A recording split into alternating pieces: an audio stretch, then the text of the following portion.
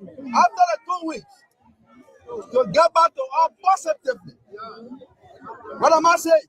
If the ministry had failed to get back to us positively after the 2 weeks, I will call this ballot back, and at that time now, our force will be more than this. So, there's an appeal. I want us from here, I want us to go in the chapel. The president from the Color Union is here, so he can also give you a word. Then from there, we can.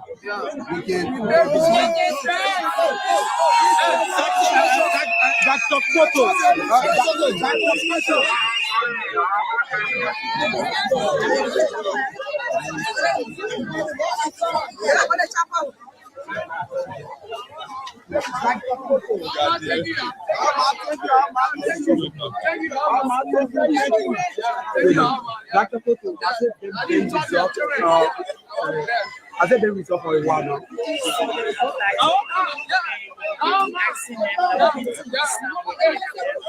Some positive answers, a certain percentage of the petition that was made. But I think what they were saying genuine, they could be workable.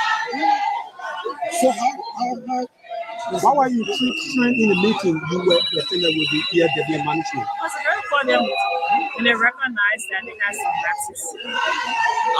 Did they express willingness to address these concerns? We're meeting them tomorrow at the ministry at the higher level. But they did apologize. Would there be any mention taking any principal action taken against them? So we have to work with labor ministries. Okay. Yes, we have to work with ministries. ERW is not the all those calls to be taken.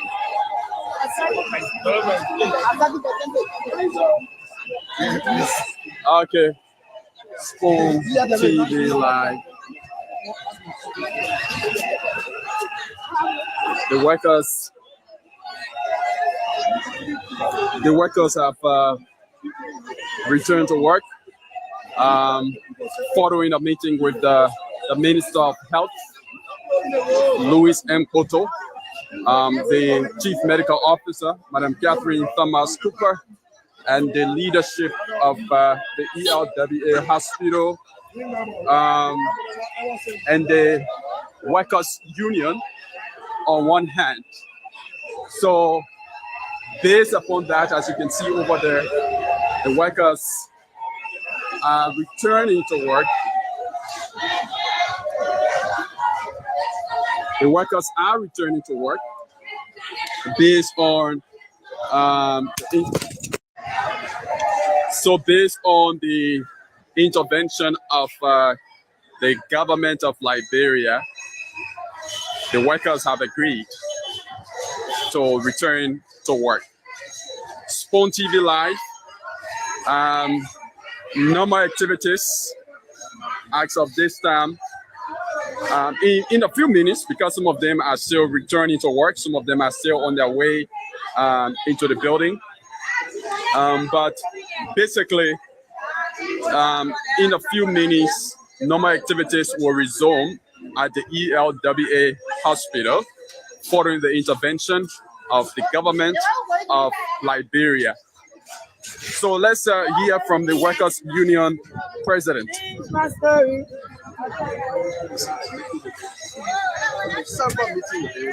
I have some document, I have some email that we exchange on this matter for all field. Management will somehow push the insufficiency of funding to the using that you are aware that using well, I'm not aware as well as you say was supposed to be this institution, but this institution is a private institution. Patients that come here pay their bill. You can imagine some people here pay bill up to $200,000 Liberian dollars. I pay somebody bill here that was $150,000. Okay, so folks, that is it. Here, as you can see, the road there, the road is cleared up. The health workers, the nurses, they've all returned now to work. Normal activities have resumed here at the ELWA hospital. So what was the conclusion? What was the intervention made? So following the meeting, the Minister of Health spoke with the press, and she did say that the management or the leadership of the ELWA hospital does recognize, most of the points, the contents of the petition of the workers of the hospital. They even apologized in the meeting and expressed the willingness that they are going to, in line, in collaboration with the government of Liberia, or specifically the health ministry, see how best they can address the workers' concern gradually. So it means that the workers, had a valid and genuine concern. The concerns are realistic for the fact that, the management, apologized during the meeting to them. It means they have a valid point, and the Ministry of Health, now headed by Dr. Louis Poto, will now work in collaboration with the management of the hospital to resolve this matter. But the promise was that some of those concerns will be addressed in 2 weeks. In 2 weeks, they're going to work with the management of the hospital to begin to address some of the concerns. And the leadership has said after the 2 weeks, if nothing seems to be working, they will definitely return to their protest action until they can see, their plans being resolved. So basically,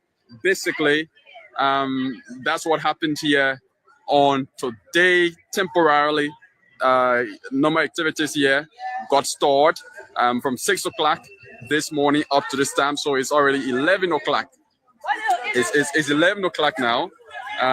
But if you are out there and intending to, or had intended earlier on to come to the ELWA hospital to seek medical service, and the protest action stopped you, well, right now, I think you can begin to make your way, because normal activities in a minute or two will resolve. It's been a wonderful time here. You see the health workers now, they are returning. They are, satisfied to some level for the fact that the government can intervene and give them assurance that in 2 weeks, some of these concerns will be addressed.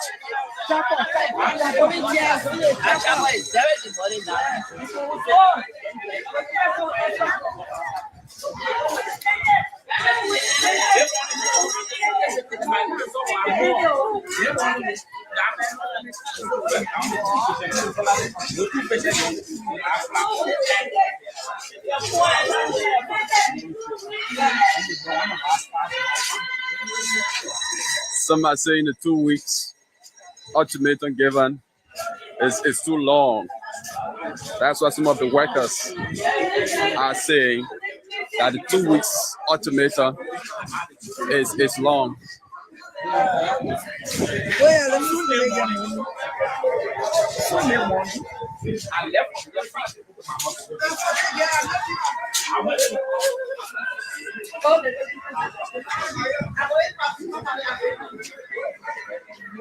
Can I enter?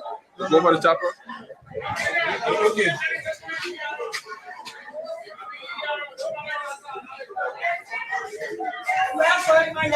Okay, folks.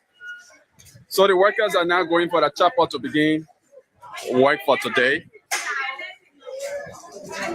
And so that's how I would like to wind down.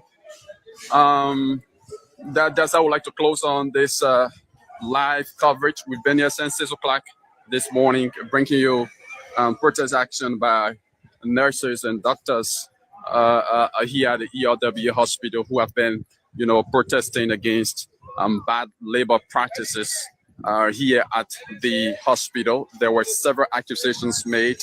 Low salaries, according to them, the hospital is paying below the minimum wage bill. Some of them have, in fact, their benefits, retroactive benefits, their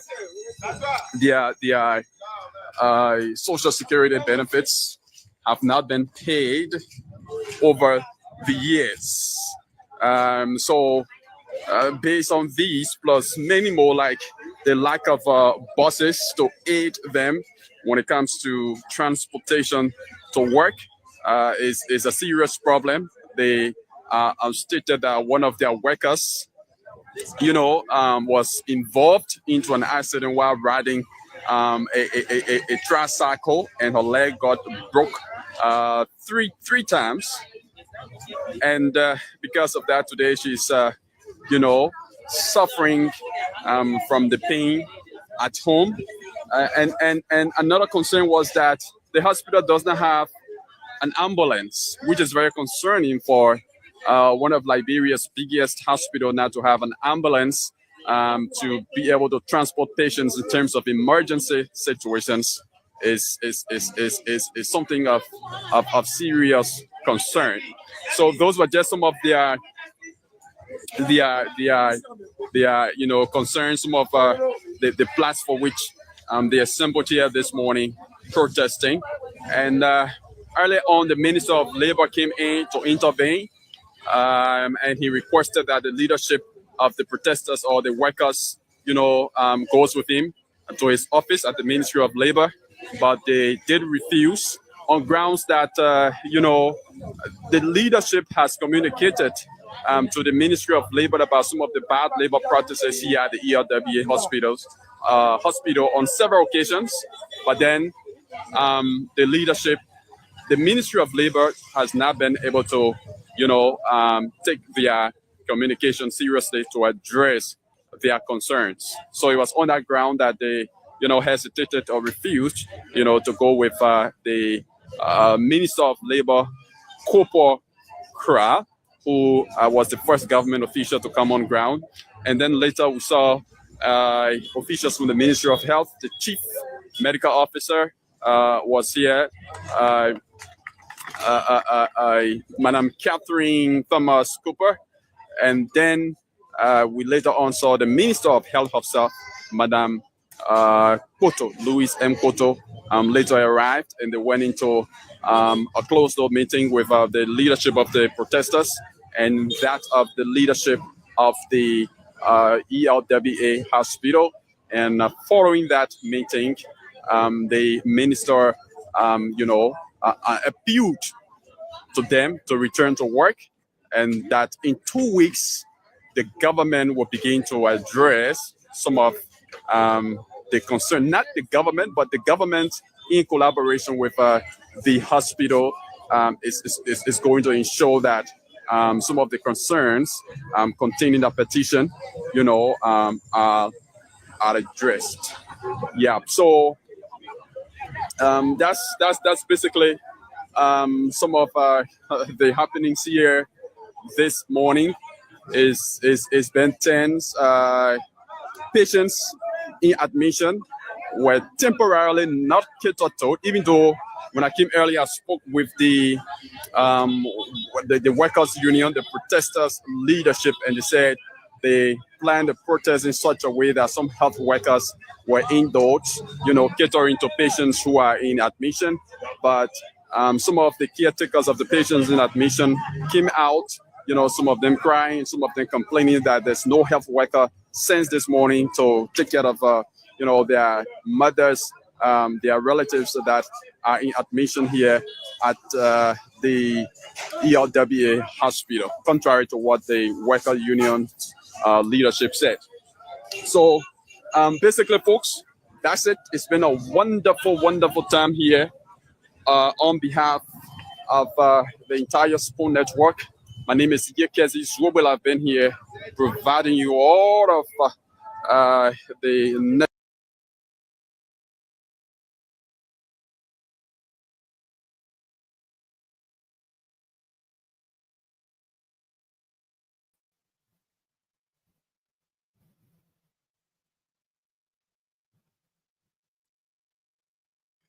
Good evening, good afternoon, good morning. That depends on wherever you're watching us from. Welcome to the Nightly Exchange. Thank you for being here this evening with us once more.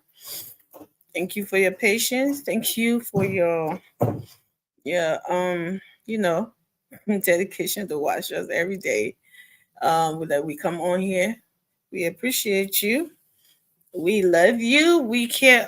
That shows that you truly care about Mama Liberia like us, and you paying your own due by watching young people coming on platforms and discussing Liberia, having interest in that country. Is I mean, it should be something that we all celebrate, right? Because Liberia needs all of our attention.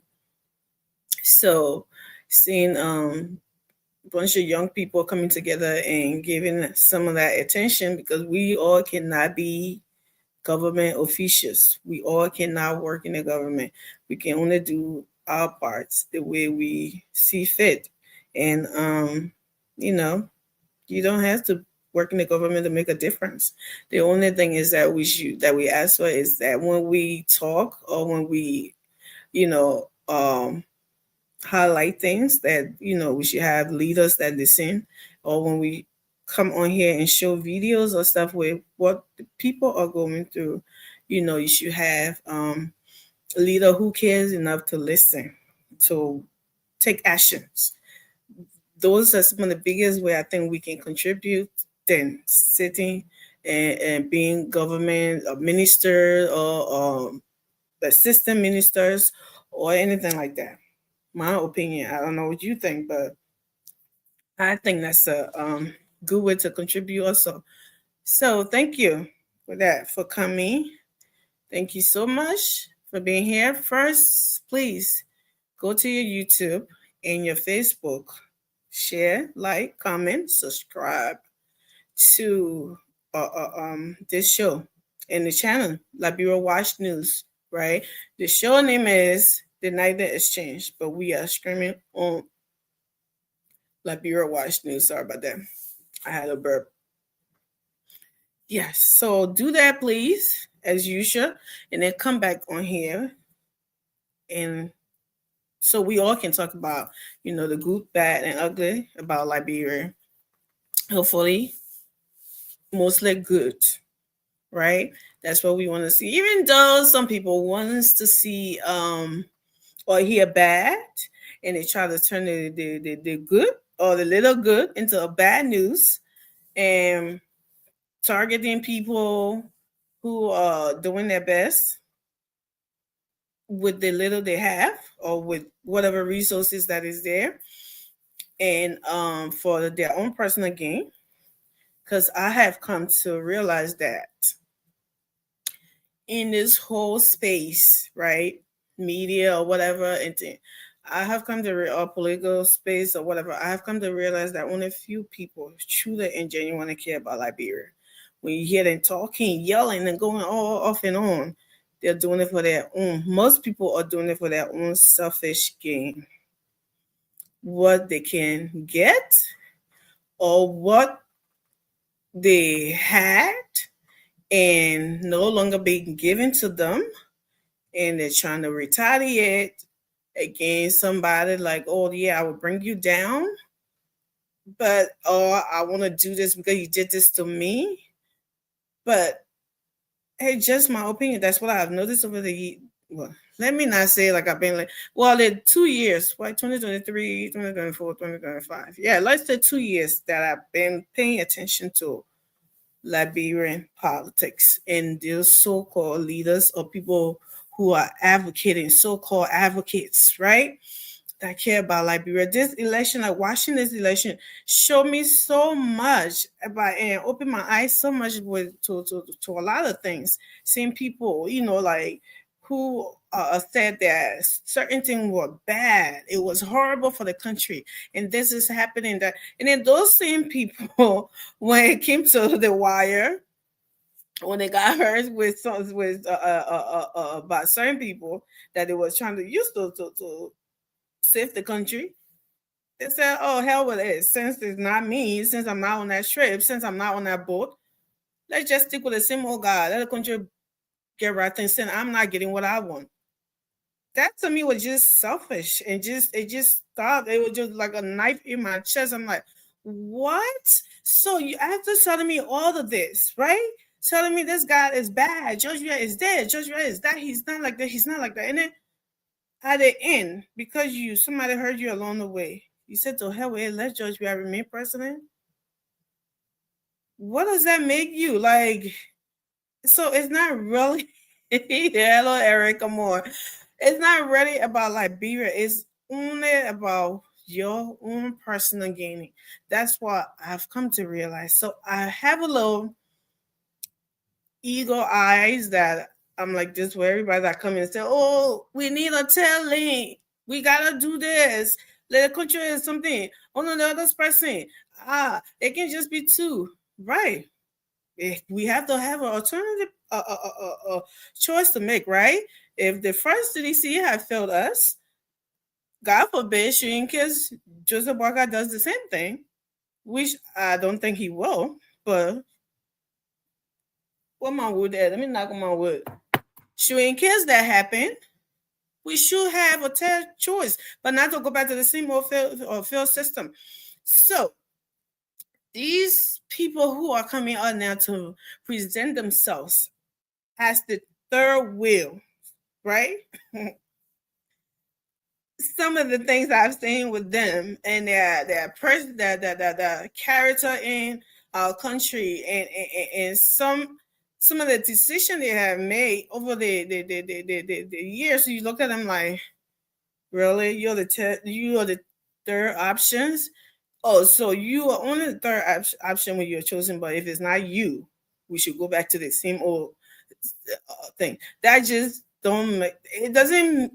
I don't see it as honesty. I see it as people are doing it for themselves. They are just in it for themselves. That's what I see. Fix Electronics. Welcome. Oh my God, you found us. How did that happen? This is one of our followers from Spoon Talk, Spoon the Late Night Show. We keep over here with a lot of people not knowing where we at, and it's feel good when you see like once in a while when they keep popping up, the one you remember, you keep seeing that. So that's why I was excited. I just see Fix Electronics. Yeah, so that's about it. It doesn't. I'm not really excited and energized when I see people popping up. I really have to know what you done in the system, what record you got in the system. Like, let's say like for what we calling names here? Like, okay, like Musability. Musability created or should I say have a new political party. He's one of those people who calling himself the third option, right? But recently, I don't something to hold people on most of the time on that past and stuff. But if your past keep like popping up in the present and keep popping, that makes me nervous, right? It makes me nervous a little bit. So reasoning about the 35-cent fuel. This brother is going all out. He is angry. So how can you say you love these people? They are suffering. They are doing that. But then when they say, okay, your need has been on their necks as well. So let's lift it up a little bit. And you will claim to be the third options. You are going off like you want to destroy somebody. Right, and there's people you accuse behind it, the Prince Moi, and then nobody you going in there counties and doing stuff. You want to destroy them. You want to lose that seat. For me, I just see that as yeah, it's a little shaky for me there. But Mr. Cummings, which we will try to talk about here tonight. I like Mr. Cummings. Mr. Cummings was one of my choices that I had for the 2023. He was another one too that stabbed me in the chest. Or should I say in the back? What was it? Was it my chest or my back? Which one? Maybe it was the chest. Oh, because I was looking at him, right? Yeah, so I'll take the chest. Maybe it was the chest. Mr. Cummings promised us that if he did not make it to the second round, he was going to support the opposition candidate who was going against the president then. But when push came to shove, Mr. Cummings built out on us on the promise, right? And I'm like, no, he did not just break my heart like that. But yeah, like I said, it was fun. And I guess that's how politics is. And so it was kind of something for some of us because we are not politicians. It was new to us, seeing stuff like that. So I think when somebody says something, you keep that word, right? But it was a politician lies. They do this, they do that. Well, for me, who is not a politician, if you tell me something and you go back on your word, I'm just looking at you and I'm like, yeah, we're not doing that, you know. So yeah. So that's some of the fear that I have, right? But Liberia, I want Liberia to be better. And I want it to be developed. I think we are overdue, like everybody always says. We are overdue, and we need somebody. I don't care who it is. Just be genuine and do something. And that's what we want to see. But when we have somebody there at that point, we should try to hold their feet to the fire and push them to do well. So the next person that come can pick the baton or whatever up from there and do and continue on that. But if this person who's there now, or if the person whoever it is that'll be there, and we pray for that person to not do well, I mean, we are failing ourselves again because it's not gonna be them. After that, they're going with their families, they can go live anywhere they want to live, right? It's only the innocent people in the country that live in that mess. And for us who always want to go home, and then we been pushed back all the way again, looking for where to start again. Oh, excuse me, I don't know what I ate.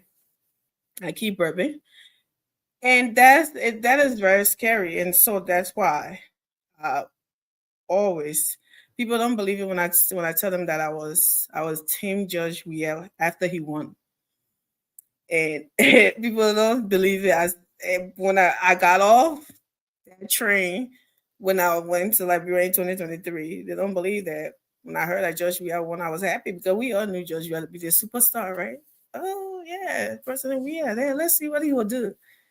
We was something, and we're praying for him to succeed, but oh Lord Jesus, it didn't work. So I mean, as for the next person to come on, and God forbid, what my wood again? I mean, not gonna shooting kids. The one that we ask for the next will. We can't keep going backward. That's what I'm saying. So with that, I think I blocked it. Now let me see if anybody in the back. Let me bring that on so we can see. Oh Lord, look who big head I see. It's George Big Head. And that's welcome. Look. See Eric in the back too. Welcome, Eric. Oh, let me face him. Jeez, somebody please come rescue me. You in hard Zoom today, you get. You in hard Zoom. I'm sure I'm in a hard zone. Please, somebody show up and come rescue me. I beg you. What are you two people here? The Zoom is tough for you, Mama. What's going on, guys? How was your weekend? And let's start with you, George. Say hi to the people. And look, hi, ladies and gentlemen. I see George Honorwood. I see Fix Electronics. You remember Eric was there. Oh yeah, Eric was just coming. Yeah, Eric was just there. And I see Williet Morris. Thank you for joining us. Look, I had a really good weekend because it's Tuesday here, Tuesday morning. Yeah, Okay, oh, it's wait, Rashid. yeah, no. So yeah, we moving ahead Oh, of you Rashid, guys. it So yeah, is. yeah, it was a wonderful weekend and week it has been. And look, I'm excited to be here, and I know Liberia is excited to have us on their airwaves, on their Absolutely. phones, and everywhere they're carrying us. Look, looking forward to a wonderful interaction again. Thank you. Eric? Uh, it's always good to join you, Amy. You remain one of the best talk show hosts that I've ever come across. Don't let Thank you. Josh hear that. He has to. I don't Josh care his can't feelings. agree with you. Josh and I agree. I'm about to No, divide that right now. no, I don't care about his feelings. It's the fact on fire. No, it's a fact on fire. I must Oh, say, thank and let you, me Eric. repeat myself. I admire your maturity, but most importantly, I admire your tolerance. There are people who are mature, but they are not tolerant when it comes to discerning opinion. But the one person who you nurture discerning opinion, which is very good for democracy.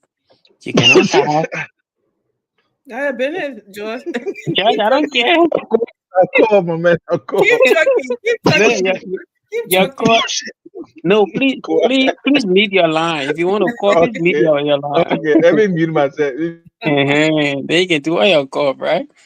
I don't care about George's feeling, but it's a fact on fire, and I'll repeat that your maturity and your tolerance is something that all of us, seditionists have always been accused of not being tolerant to dissent opinion or dissenting opinion, you know, and all of the stuff. So sometimes when I see people who are surrogates of the regime, but they ally um an opinion that doesn't favor their opinion to express or to be expressed on their platform, I don't take it for granted. I always cherish it. And so I just hope that you don't sway away from this path, because this is you will be remembered tomorrow, not because you advocated for Bwakai, but you'll be remembered because you tolerated an opinion that was not favorable to what the regime wanted you to tolerate. And because of that, even the Unity Party, the CDC, the ANC, they all remember that. Even if they don't give you the credit, but they say prosperity will give you the credit. And Judgment. some of us who are in the beginning stage of writing history will recall there there once lived an army slash martial territory It's cool. who didn't mind. I don't care how raw your opinion is. Yeah. I don't care how raw your opinion is. She will give you that space Can I leave, to guys? Can I leave? to go where? Thank you, Where do you Eric. want I to go? appreciate it. Mm. They I ever do begin a appreciate car. Oh it. God, throw on phone again, my people. You mean you have Uh, a backup right now, so you safe. yeah, so you Yes. say. Pamela, thank you But for it won't reminding me. cause noise. You we parable there. Oh, paper parable there. Pamela, that in Proverbs, guys. He got Josh, Yeah. some Proverbs. Josh, you can't be in the river and gossip about alligator grandma. I say, hey. Don't do that. You can do that, I know, my You can't brother. do that. You won't get You know away what will with happen it. to you. You won't get away with it. Don't do it. No. Yeah, welcome, Pamela. Mhm. Thank you, man. Mhm. It's not. It really been difficult, but this has become. I don't know I why. blur it. You can see my background. It's so difficult to come these days on the show, especially on on Mondays, Wednesdays, and Fridays, especially.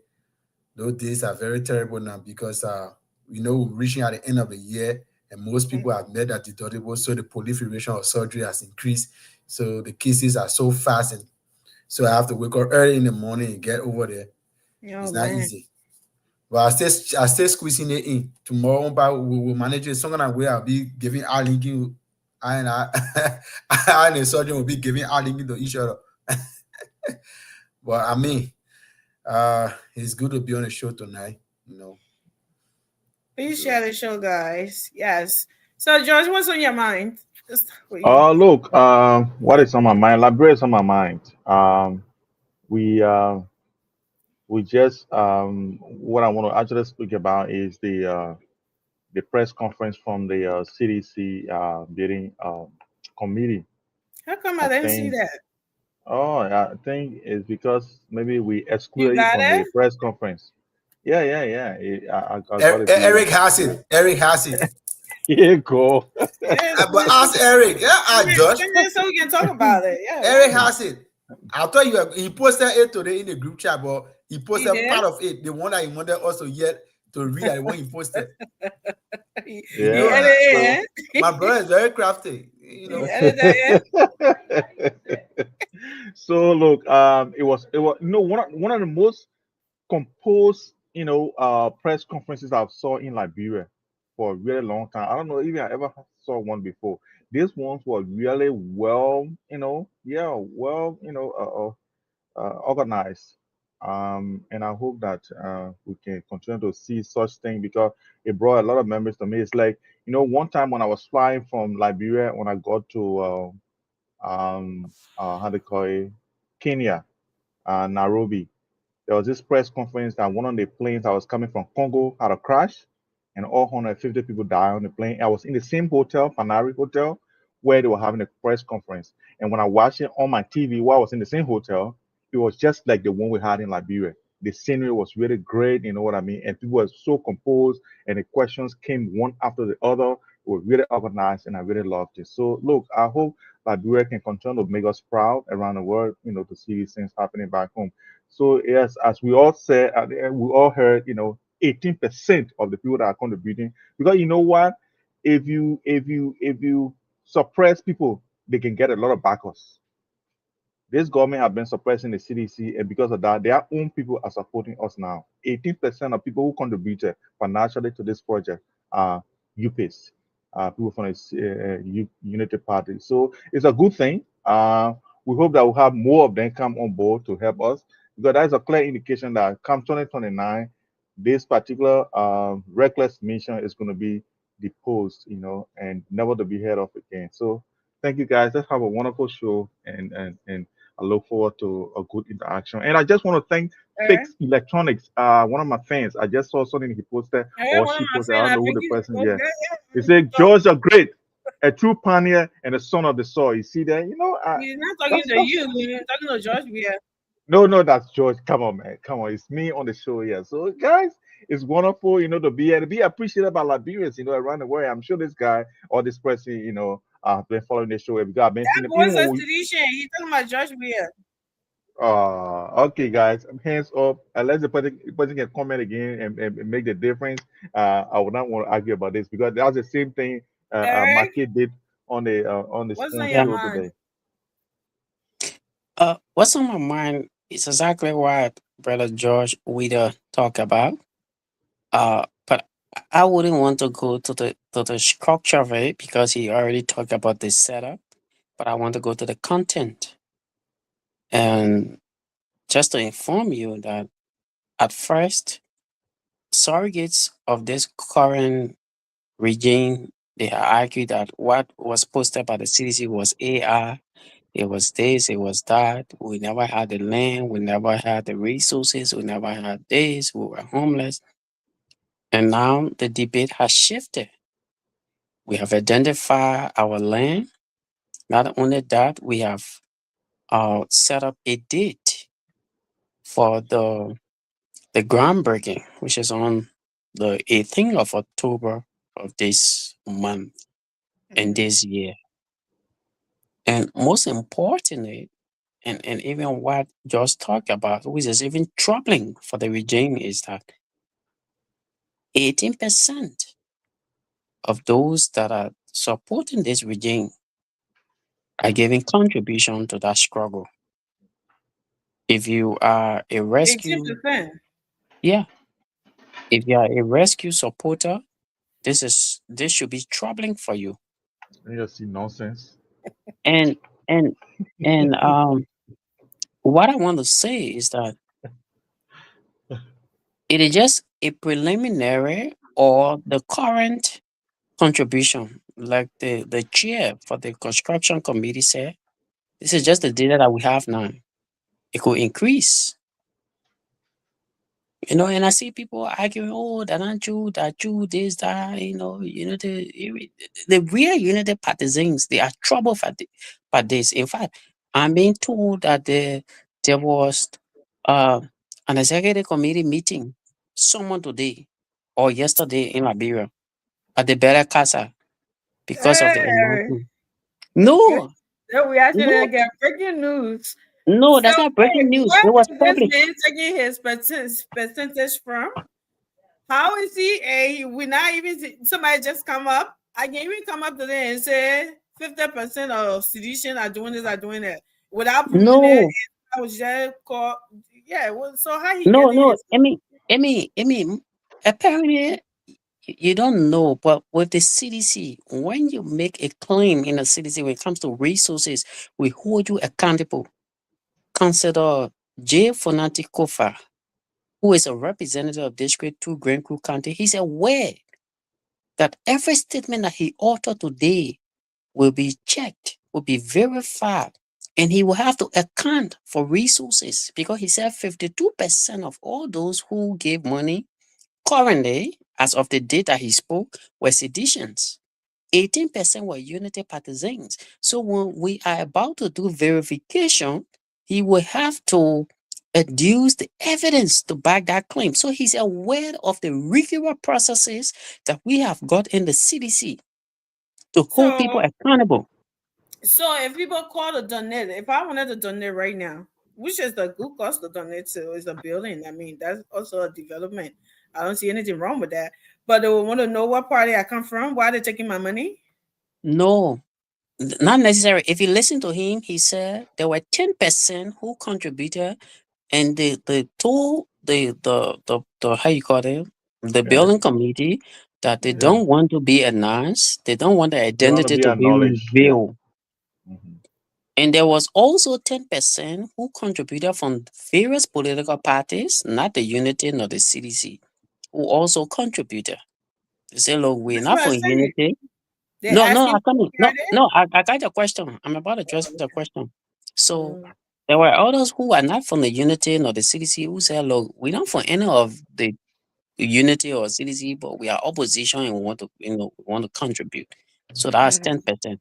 And for the Unity Party, Mhm. let me tell you, anytime you send up money, I don't care who you send it to, your name is attached. Whether you're in America or you're in Liberia, whether you do I mobile know. money. Yeah. Because what I want to say to you is that we publish a list of Mhm. how to send contribution. Even if you send it to the bank, your name is there, your identity is there. So Mhm. we are able to track who's sending money to us. Even the US, the reason that you get a mobile money sent with all the thing is to track the source of the funds that will come to you. So we're able to track. So the committee has tracked that. And we have been able to identify that 18%, we didn't say 18% of government officials. He said 18% of unity partisans. I'm so confused though. No, for example, let me give you an example. For example, there's a guy called Bud Neke. I think Mhm. his real name is Waymon, or what do you call him? Some kind of blind. Waymon Milton blind. Bray. Milton blind. Thank you. Waymon blind contributor. He even published that. He's a Unity Party surrogate. He published that. So he's part of that 18%. So you cannot argue that no Unity partisan published. It's on evidence. It's just that he went public. And apparently the reason he went public because he's not being appointed. But those appointees, when they want to risk their job, you know, to publicly publish their contribution. But the privileged information that we have got from the committee is that a very hardcore at the top level, they have contributed towards this cause, and they are Unity Party fanatic. Thank Some you. of them, no, let me say something before you even take leave from me. Some of them, they aren't doing it because they want to secure jobs. Some of them are doing it because of the injustice that was meted against the CDC. Some of them are also doing it because, in their mind, when the CDC comes to power, the CDC will retain them. Some of them are doing it Injustice. Can you because, name one of the injustices that were done according to you? for example, the Unity Party already rushed to the CDC headquarters to do eviction and demolition. Eviction is not demolition. You're a No, very no. smart, educated man. I Yes. got high respect for you, right? I know when it comes to the rhetoric, we say when it comes to the you know the what do you call it? Conspiracy theory, we say, but you are always cautious about what has been said on this show. Yeah. You today, you want to sit here and tell us that was property owner evicting someone out of the place is the government doing? No, I'm saying to you that it is the government who issued the eviction. I got no problem with the eviction. My problem is with the demolition or the destruction. Eviction is not equivalent to demolition. The court issue an eviction warrant to say, Mm-hmm. go to the premises of the CDC, allow the people to do the inventory of what they have, Mm-hmm. insist that they remove all the things and leave. But the And lock the government, place. And lock no, the place. yeah, no, I come in, brother. But the government did not allow that. We saw police on video looting. You can attest to that. They were looting with cap. Famo cannot deny what I'm saying. Famo, you saw the video. They were looting. So No, no, let me end. Let me end. I They beg you, didn't Mama. cut tree down, sir. They cut tree down It's at very all. important. No, it's very important. The police should not be the one to do demolition. Demolition is always done by the how you call it, the party that serve or that pray to the court for evasion. They can say we will do demolition. I don't have problem with that party doing demolition, but we saw the police. Not only were they evicting, but they were also looting resources.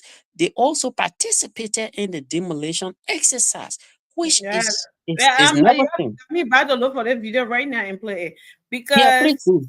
yes, I will because what we are hearing here tonight is not something that we should be elevating. You know, we when a person evict according to the law, and I'm pretty sure you know the law more than I do, they have the right. The government not there to tell them what to do and what not to do.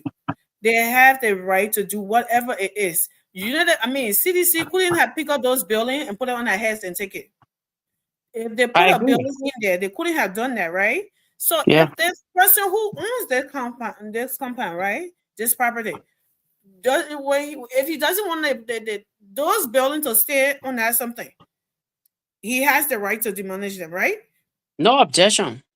Okay. So I'm why not then are objecting. you dragging the two police were called on something? I don't know what that was, right?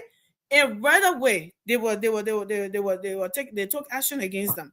Then you No, making it no, look like it was a whole Liberia National Police that were doing something like that. And in no. every place, we know Mhm. they have long fingers in every area, and they will do that in every in something. It wasn't something like because when two individuals do that, and I mean that the government sent them to do that or something. Let's not do that. Okay. No, So so can we also say that when the United Party got evicted, the CDC was the one that did that? Can we also say that? no, you see, I like your question. When the Unity Party was evicted, there was not a demolition. But when the CDC was evicted, there was a demolition. My emphasis tonight to you, which is evidenced by video footage that you have reviewed, you Mm-hmm. have seen those video footages that came out. The police were looting. Not only were they looting, but they also took a step forward by displaying personal belongings of the occupants of those buildings. We saw what's they call the thing? Passports, diplomatic passports. We saw personal belongings. We saw I didn't see mattresses. that. Can No, you send if me you that didn't video see so that, I can play it? yeah, I can do that.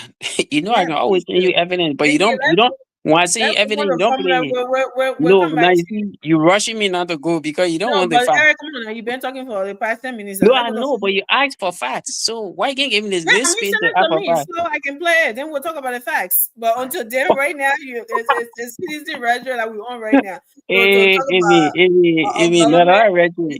No, I Police read you. is Famo, the wait, give me 1 almost minute. going. Famo, didn't you see diplomatic passports from the CDC demolition?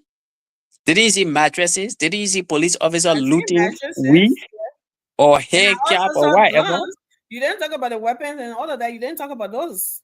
That was also I'm the listening to evidence. you. You didn't talk about those things too. The police You claimed saw that it. there were weapons. They even Oh, the arrested police some people. claim.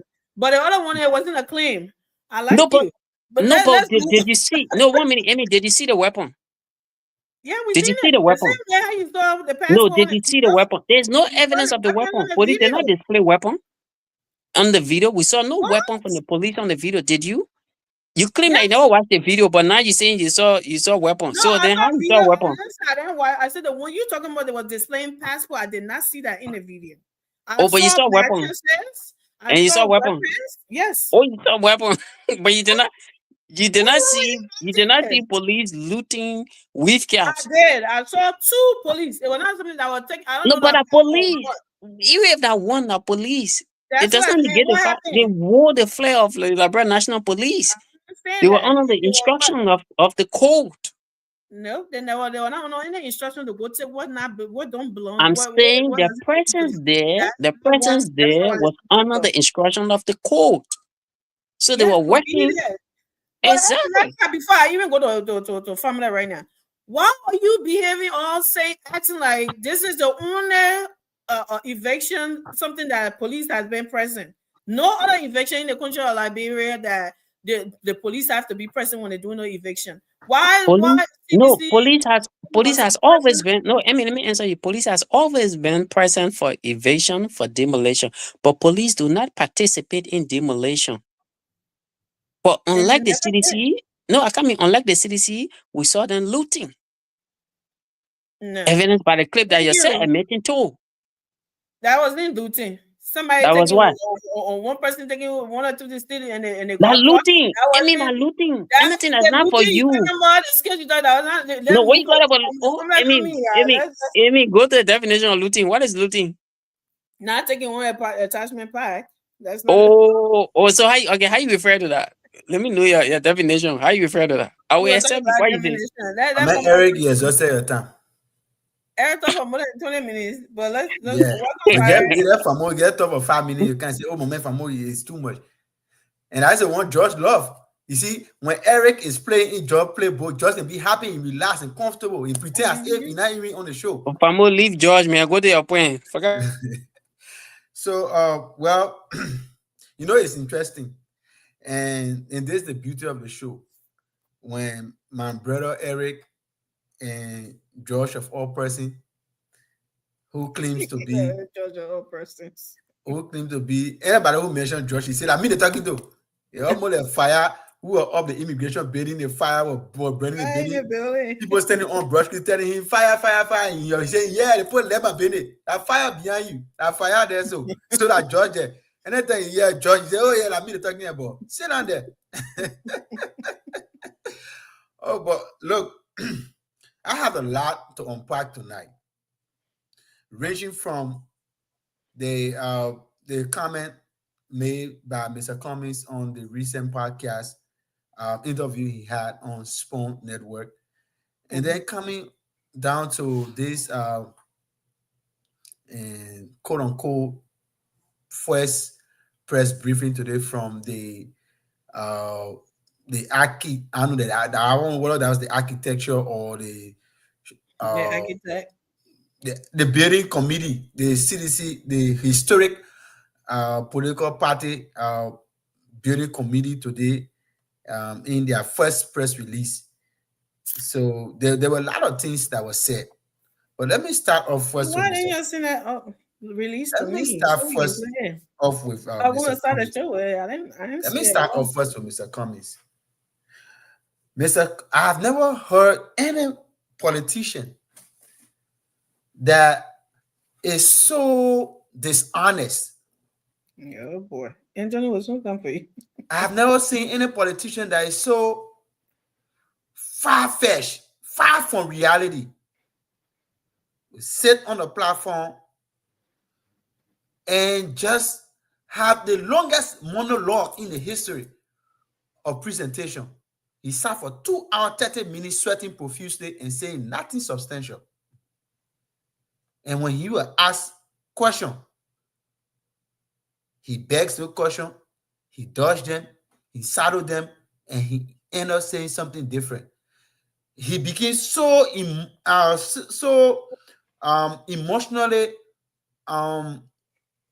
unintelligent until he almost used the F word on the show. Because What? I'm telling you, Apostle must hear about this. he almost, I mean, he used some word that has never been used. Has never been used in the age since the days of civilization, to be invited on the big platform as a sitting politician, for a politician to sit on the platform and use that word. And he said, "Oh, sorry for my expression." Go and look at the video. And you think this is the kind of a man who have never changed his rhetoric? Who is advising Mr. Cummings? Who is talking in this man's head? Who told him that this is how you will come to the echelon of power?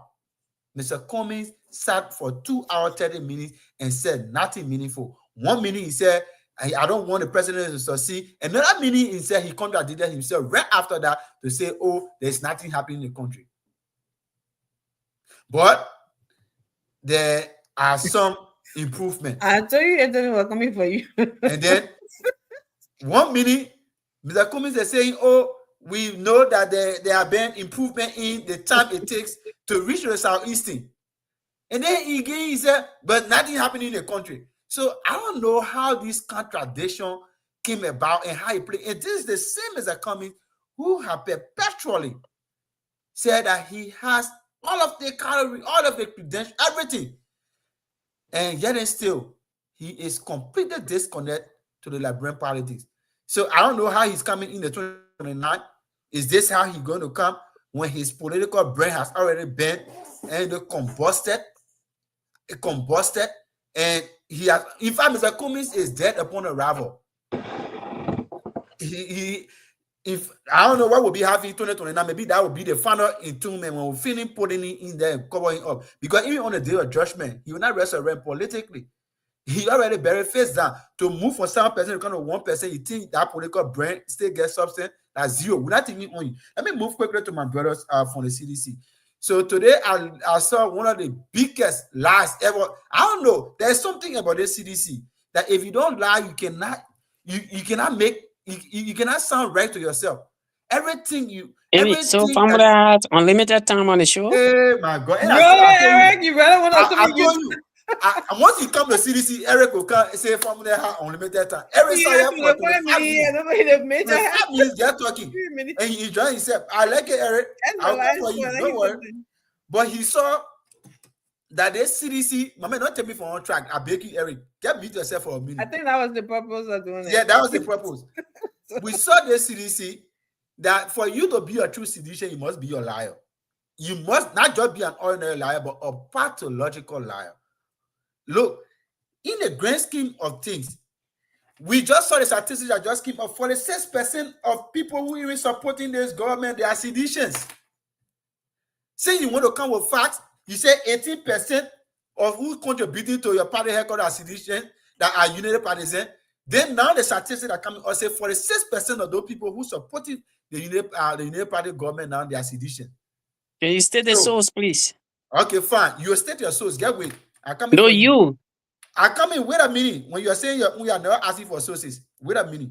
So, where in the world that CDC that we all know, of all people know, will come and tell us that 18%? It's not, in fact, we appreciate it. Thank you very much. You even promoting the United Party. This is a good way gesture. The United Party has always been a party of unity. They say, be your brother's keeper. You know, when we were fellowshipping in the West, in the Methodist Church, they say, rescue the perishing, care for the dying. Josh, you know that. So it's not bad for us to rescue the perishing. John know about it. He been here in the slogan. We rescue the perishing. Josh is a fucking corner. So 18% of United Partisans supporting you because you lie on the United Party. You said it was this government who orchestrated the plan to demolish your party headquarters. So, out of goodwill, the party is saying you say that we the one will give 80% of our people say will support you so you can get home. Now you're looking homeless. You see, most of the people in CDC now, anybody who stay long in the cold, who answer for long, they lost so many things. They lost their dignity, they lost their sense of reasoning, they lost their sense of belonging. So because of that, we are trying to give you people hospitality. So 18%, thank you very much for promoting. You're not saying United Party not rescued. Now CDC I recognize that they have been rescued by even United Partisans. So you are part of the rescue, trainer, and we are rescuing, including CDC. Let me get my last one, 30 seconds. So I can't keep putting all the energy on these people and not talk about the good thing that happened.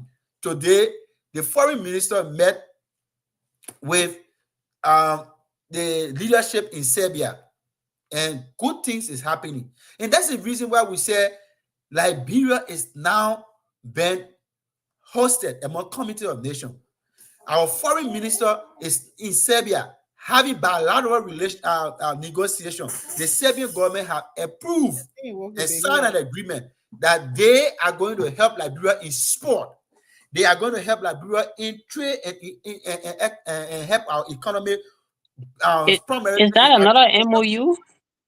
I mean, a level you. The MOU that put in your film and bring it to here. Don't worry. Yeah, 300 billion from France. Not France, China. Hey, my man, thank you. You guys know about it. We won't get good news to people here disrupt it. Like, hey, no problem, Amy.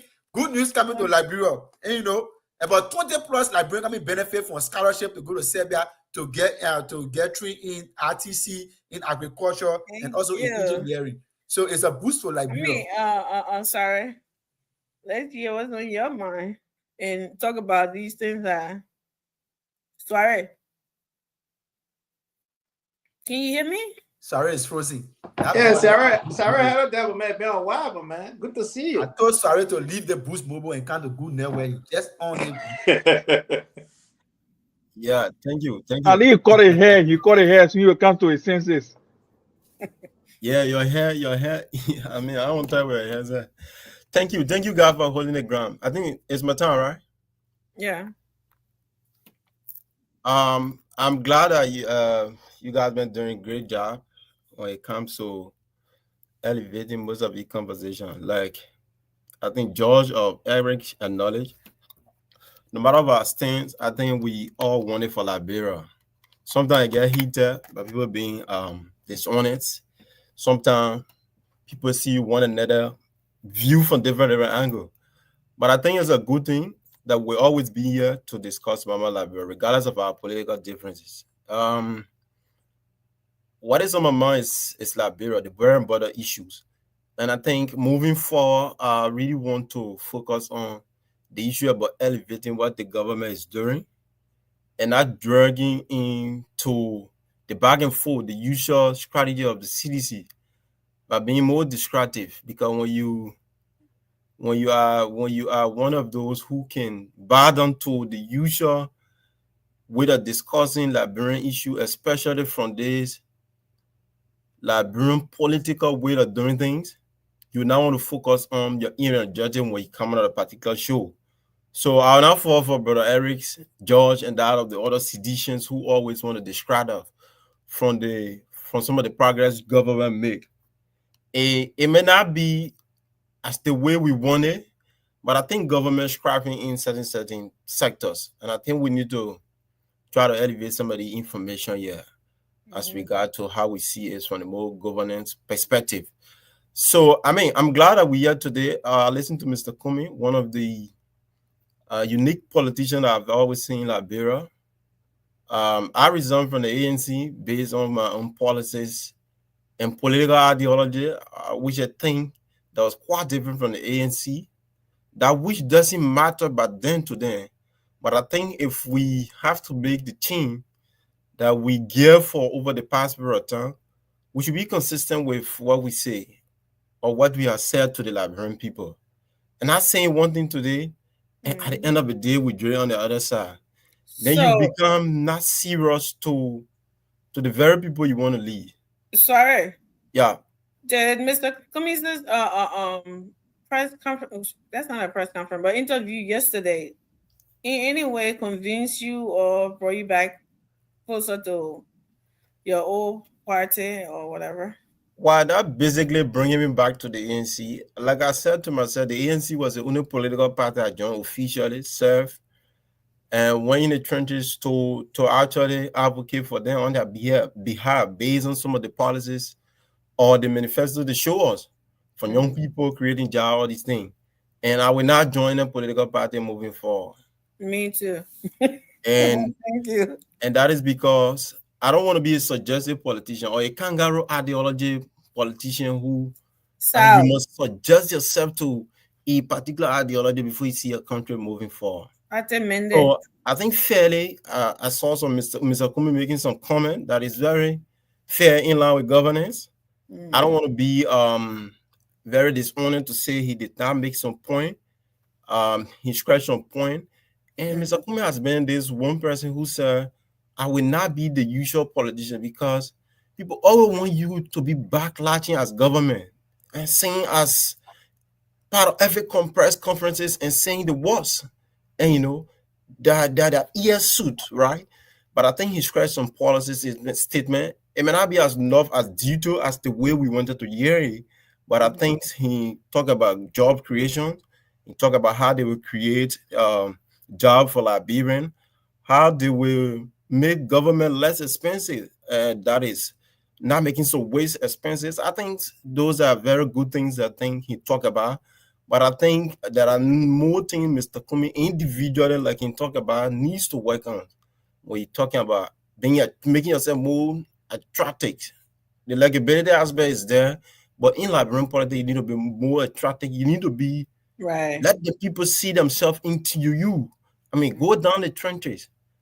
That is not enough that has been done by the ANC and that. Okay, so I hear people saying this all the time. Make the people something with you and do this. To be fair, I think Mr. Cummings is one of the hardest working politicians in Liberia. Let's be fair. He always something, but it's not. What does he have to do for people to see that he's trying to connect? I mean, we've seen the people that something around him, that the way they were making us say, oh, bougie and all of that, you know, oh, I'm for America, oh, I'm this, oh, you too dirty, oh, I can't touch you and stuff. But Mr. Cummings tried to, like, from even in 2023, we would be honest, like when they were even in CPP, he worked his butt up. Let's be honest with that. He's done everything. He going in these places. He's done. So what is it that is not working? I mean, what is it that people? I know people are always trying to. You got to be something with the people. You got to be something. What does he have to do? Well, I mean, that question is for Anthony, not for Soiree. Anthony is Soiree is a surrogate of the ANC. Why are you asking that question? Leave me if I mute you. Go ahead, Soiree. You remind me of one of the brother who used to be on the show. I think that was Brother Vasco, right? One of those CDs. Yeah. Trying to be more disruptive. Like that. Yeah, I mean, not at the logical of being more intellectual, but I mean, you want to be more disruptive. But I understand his point of how you want to be on the show sometimes. But I mean, when you talk about how he should bring himself down to the Liberian, I mean, we were part of many things of Mr. Comey before even going to National Executive, I mean, the Youth Congress and serving some position, right? That a lot of strategy we put into place. Mr. Comey was not effective in community as compared to other political leaders, because you talk about somebody who came from out there. I mean, Mr. Comey has not been that regular Liberian politician. You agree with me? Not like Mr. Weir, not like Joe Boaga, right? He's not a regular politician. You want to agree with me, right? So there are more strategies we put in place, right? We had a program because if you look at a percentage in our country, the youthful populations carry the higher percentage of votings in our country. There are a lot of programs we put into play that did not materialize, that could make the youth more attractive. You're talking about going to schools, you're talking about going to the market, you're talking about going to intellectual center, not on an occasional basis, but you have to do these things vehemently to actually get the people to you. Grab your message, speak the language of the people. Leave that American English, speak the English of the Liberian people. Come on, those are things that get people attracted to you in Liberia. Sit to people, eat with people. My brother Anthony can attest to some of these things. So Liberians are drained by some of these things.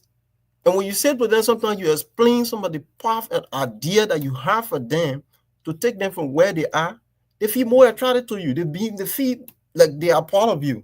So those are strategies that we had back then, but they not materialize because there are a lot of information about. Everybody has their own way, how they wanted for Mr. Comey.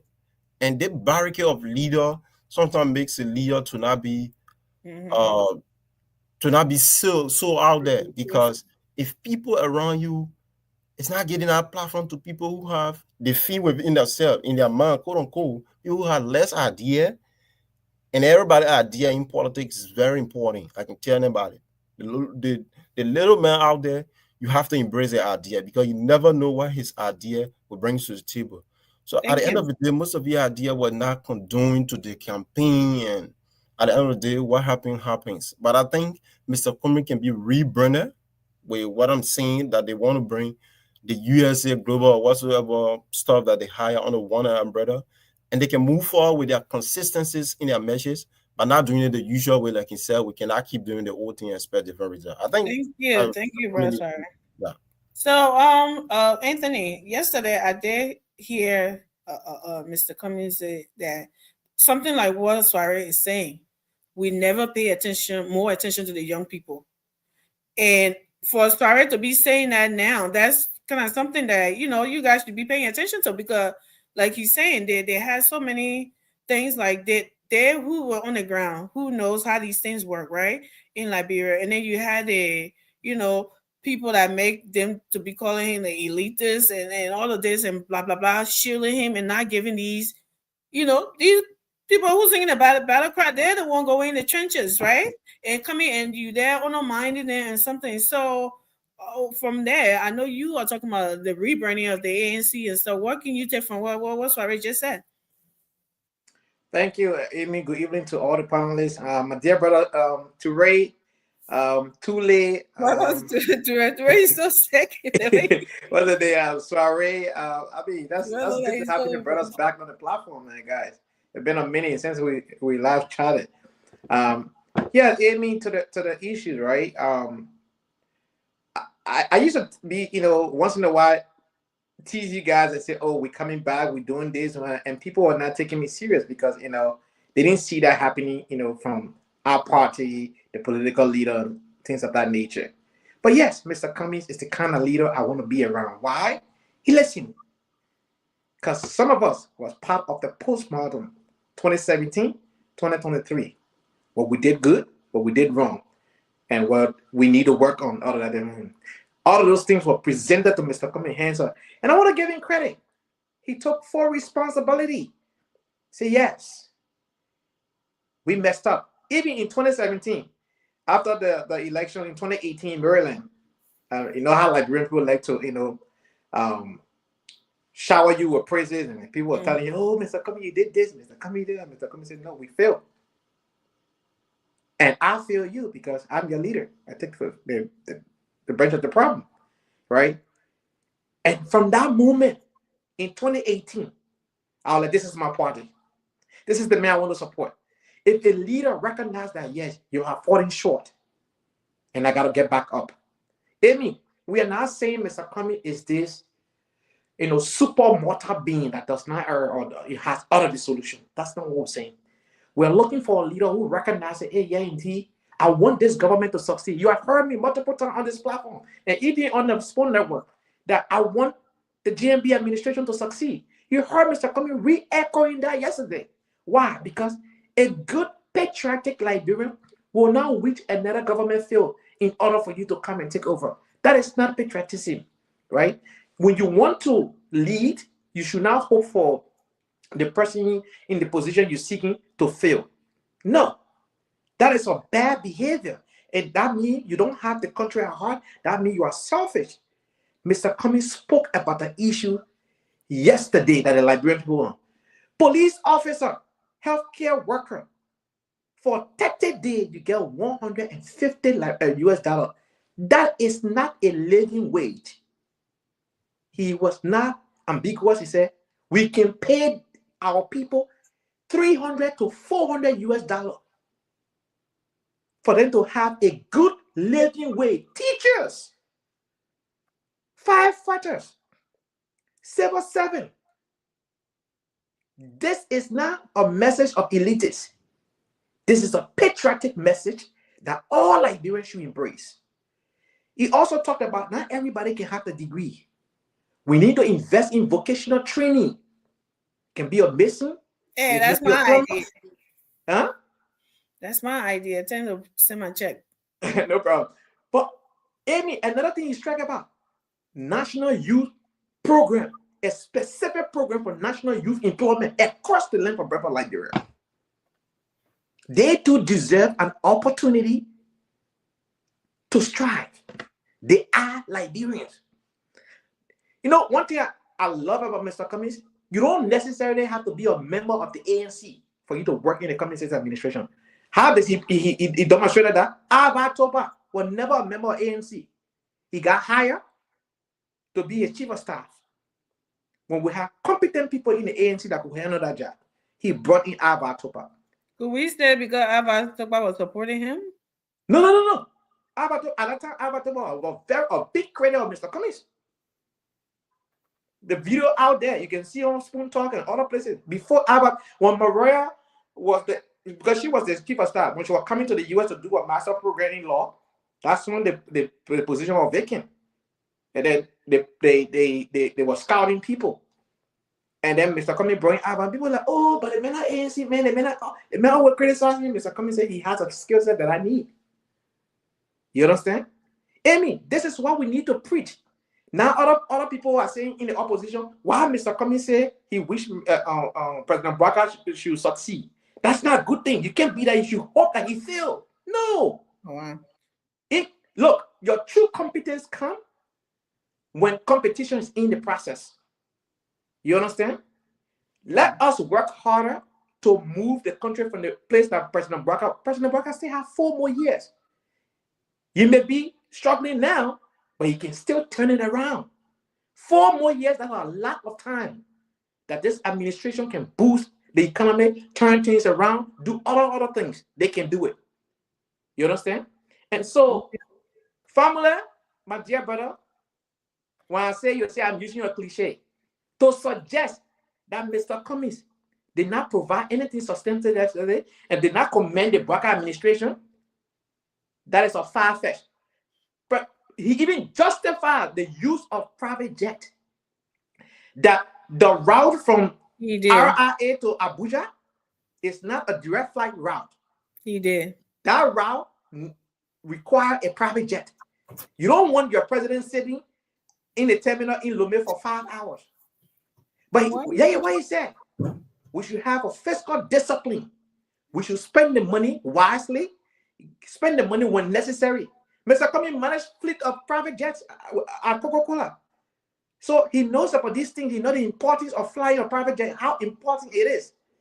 So we can't sit here and say, oh, everything the man. Look, thank as you. a true patriot, you need to recognize, because you too will be put in a position. Look, we should hope that our administration or the he didn't recognize it doing the CDC government.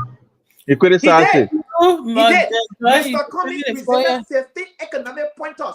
Thank you, Anthony. Please let me end with that, because he just injected that. When Denson Manner was the first press secretary of President Weah, you know what he called out 15 economic pointers? He called it Coca-Cola bottle setting. That's how he referred to it. Yeah. Somebody took a time and presented economic pointers to the government to use to help the country. I remember that. CDC it was not about it was not him backing the how they call it the Momo, welcome. Let's hear you, my brother. Thank you. Say anything you don't say, you can get mute me. So Because it's Cummins, not your turn. We're moving on. You can so be going back and forth with Anthony. I've always been an admirer of Mr. Cummins. In my view, Mr. Cummins have what it takes to be president of Liberia, plain and simple. But one of the fundamental problems is that, first of all, in Liberia, no matter how you are well trained or have the requisite skill, the skill set to be president of Liberia, you have to win in order to govern. You will not, you can get all the degrees and all the background, but you must first win and govern before you govern. And this is where Cummins' problems lie. How is he connecting to the electorate?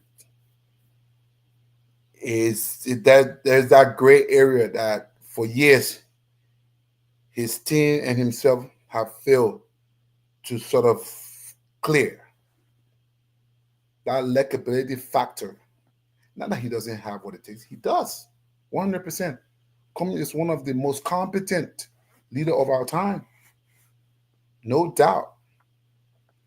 But you see, part of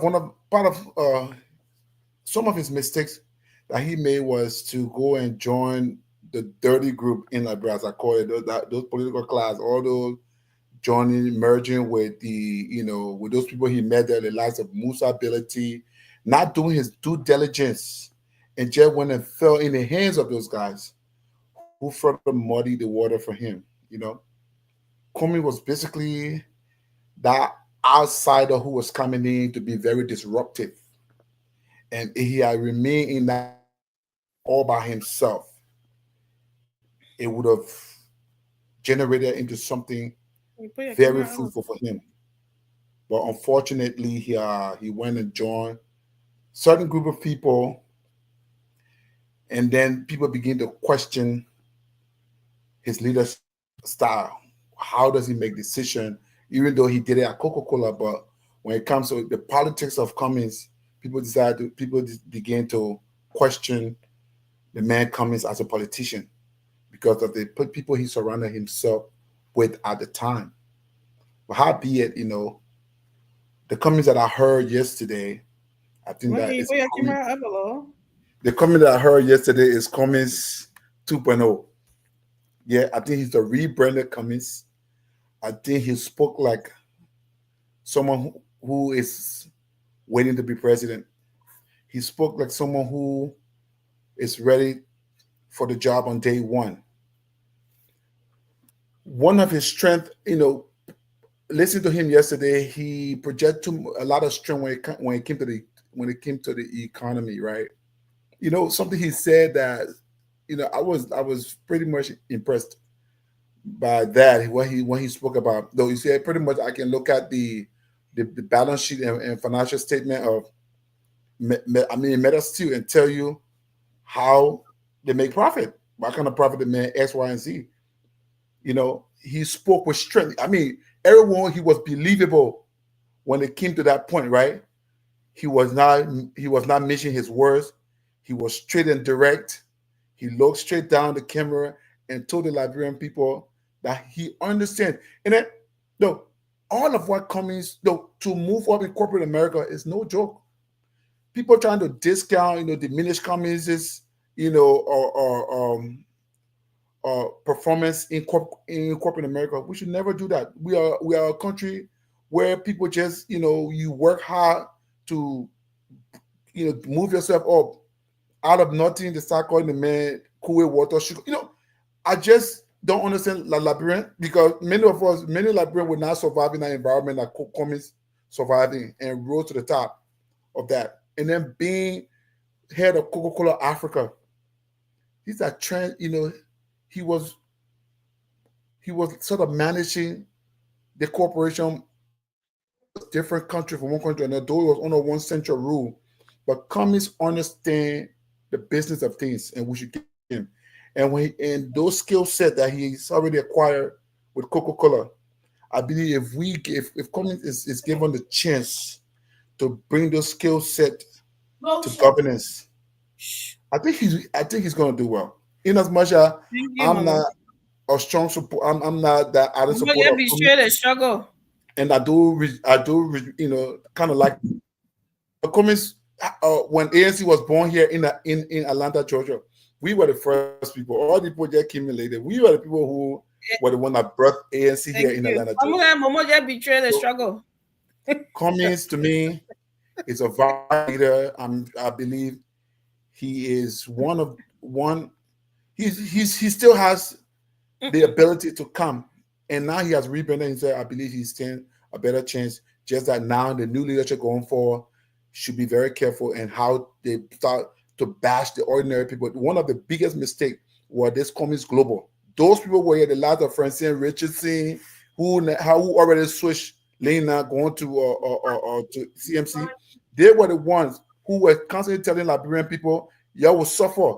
Y'all got good person to vote for you. You saw you're voting for good people person. They won't turn to this person. You do not bash it, but these are the people that you depend on to power. And if you downplay them, it could have a dire consequences on you. And that's why I've been having the comments. So now it should be a rebranding, a better messaging that look to the people. What the people are, those people that you are bashing, the people that you want to come and govern. So regardless of how you are being rejected by them, still humble yourself. In the end, make it a mansion. Thank you. I'm sorry. My son keep giving me a hard time. I'm about to do something to him. Let me not threaten him on TV because I'm about to something. I'll come on to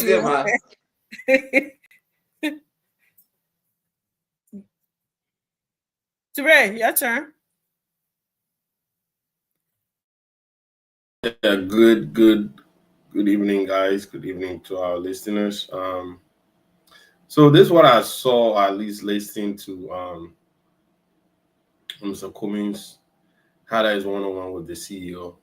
So look, at the end of the day, we all understand that Mr. Cummings is caught up for the job. We all know that. There's absolutely no denying that. But what Mr. Cummings continued to do is to self-inflict, right? On some very pedestrian, juvenile issues. So, right? We understand that leadership, obviously, is not what you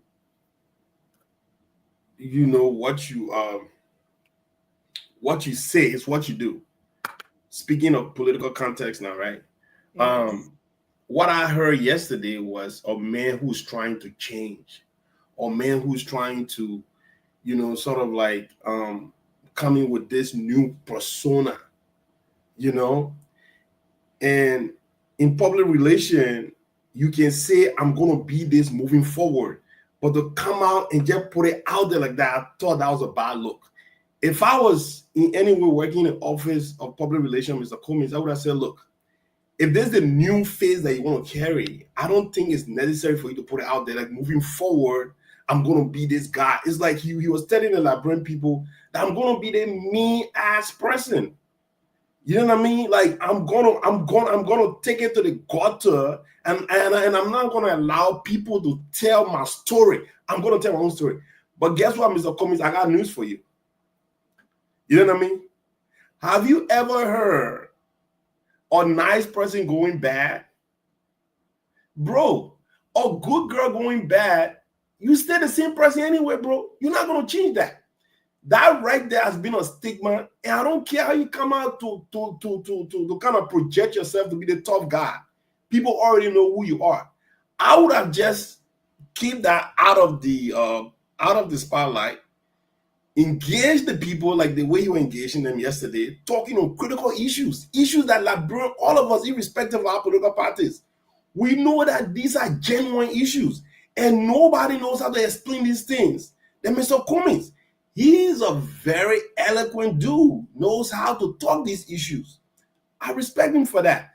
But you can't come out saying, using all these invectives as far as going, you know what I mean? Like, BS would have been enough.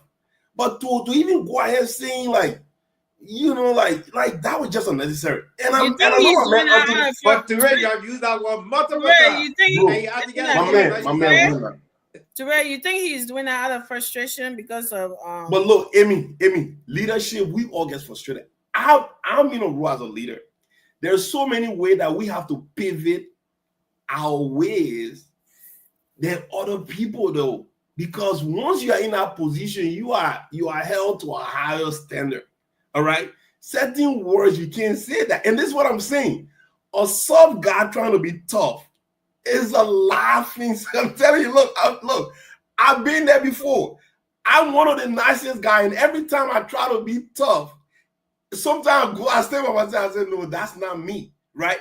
But I know how to project myself certain kind of way, though, right? But to just go out there, I mean, I'm telling you, and Mr. Cummings going to struggle with this because that is not his personality. It is not his personality.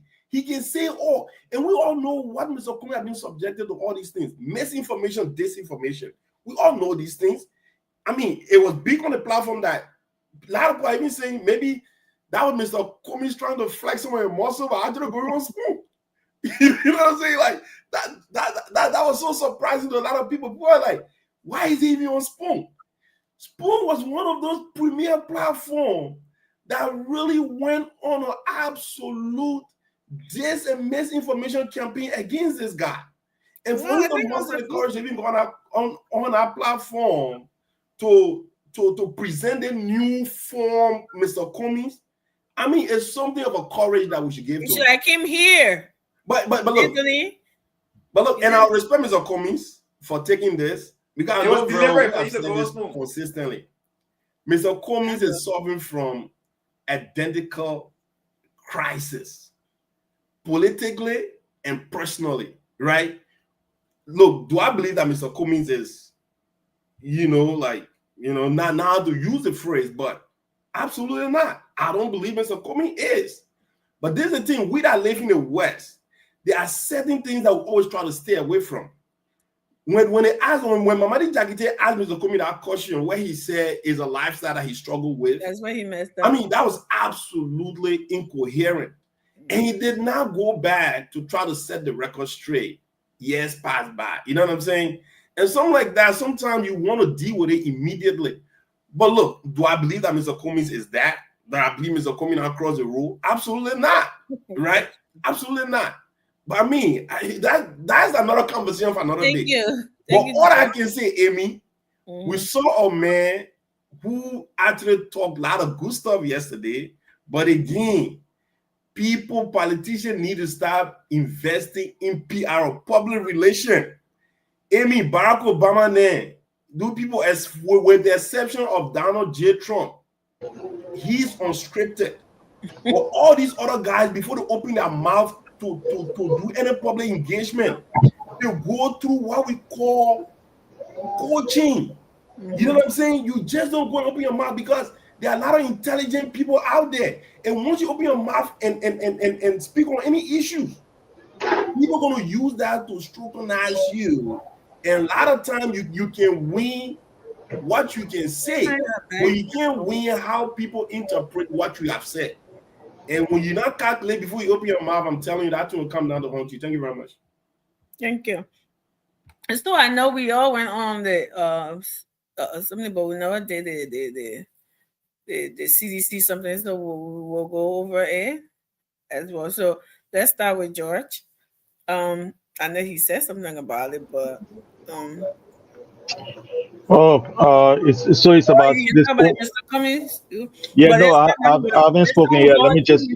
This time we're going 2 minutes now. Yeah. So look, Mr. Cummings, his interview was impressive.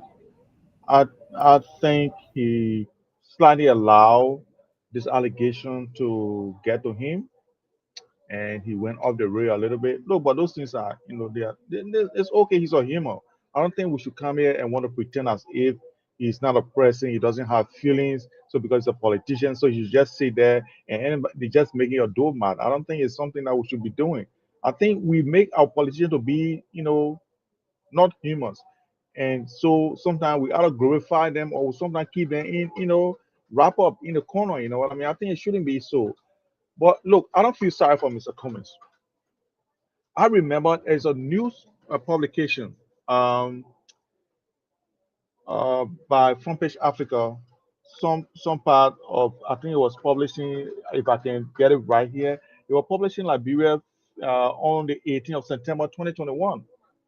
It was about establishing this Liberia Renaissance Incorporated. It's a loveless group that was in Washington. And this accusation, it was registered in Chris Allen White's name and one bearer. And these people were supported by Cummings and $180,000 United States dollars to lobby against the Liberian government, just to That's say it. bad things about Liberian government, the government that he wants to lead. He decided to say all sort of disparaging things about the government of President Weah, so that the lies compiled by Allen White and all these people came together to tarnish the reputation of our country. Not just President Weah, but Liberia.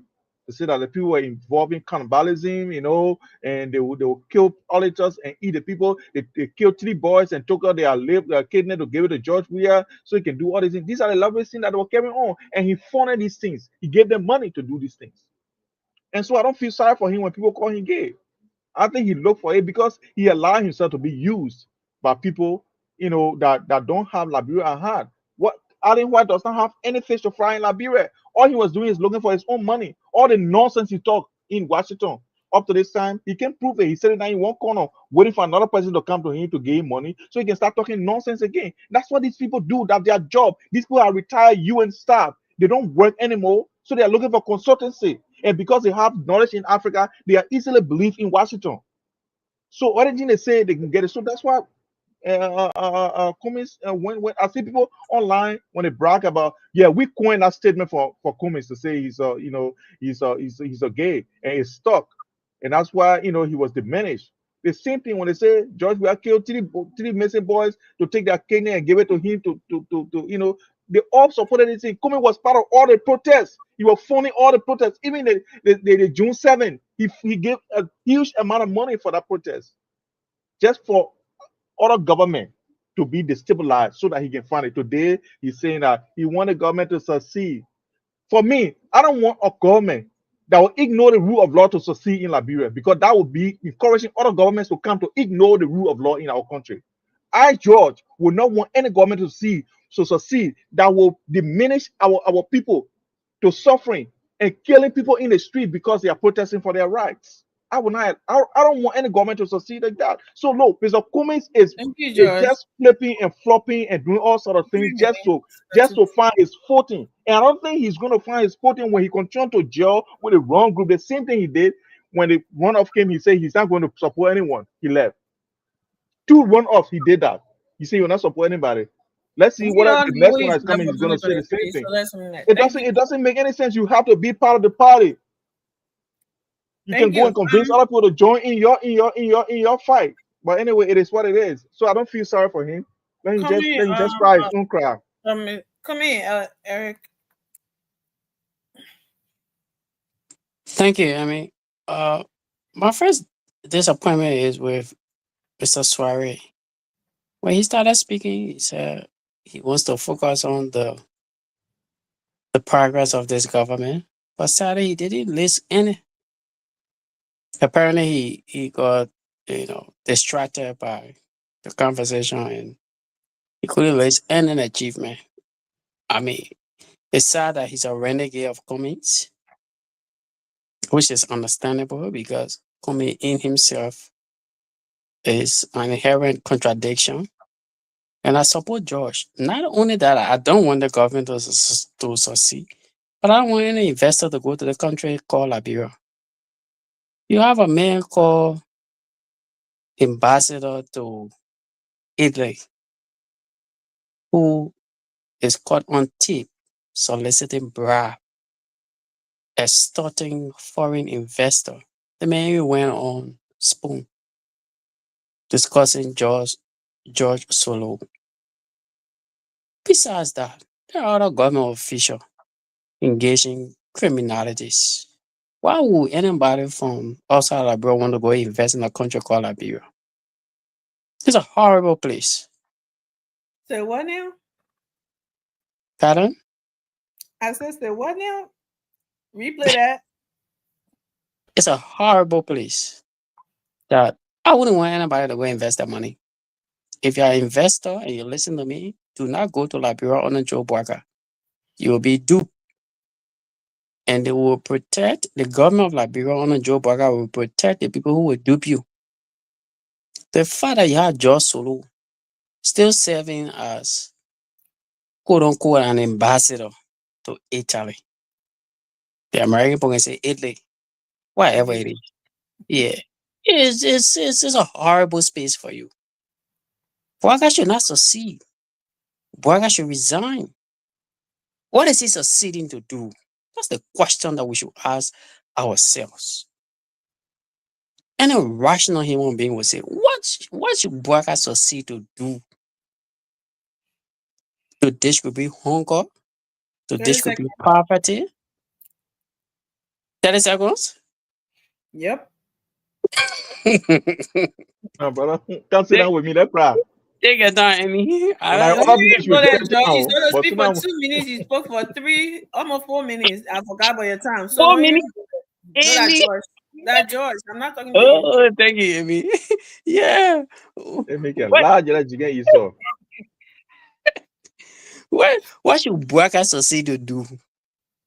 He claimed that the harmonization was this, was that. He been there for nearly 2 years. What has he done to the harmonization? It's still horrible. It's still horrible. And Cummings should actually be ashamed of himself to even advocate for this government to succeed. This is the very Joe Boakai who talking to court for fingering, I'll use that word, for fingering the CPP agreement.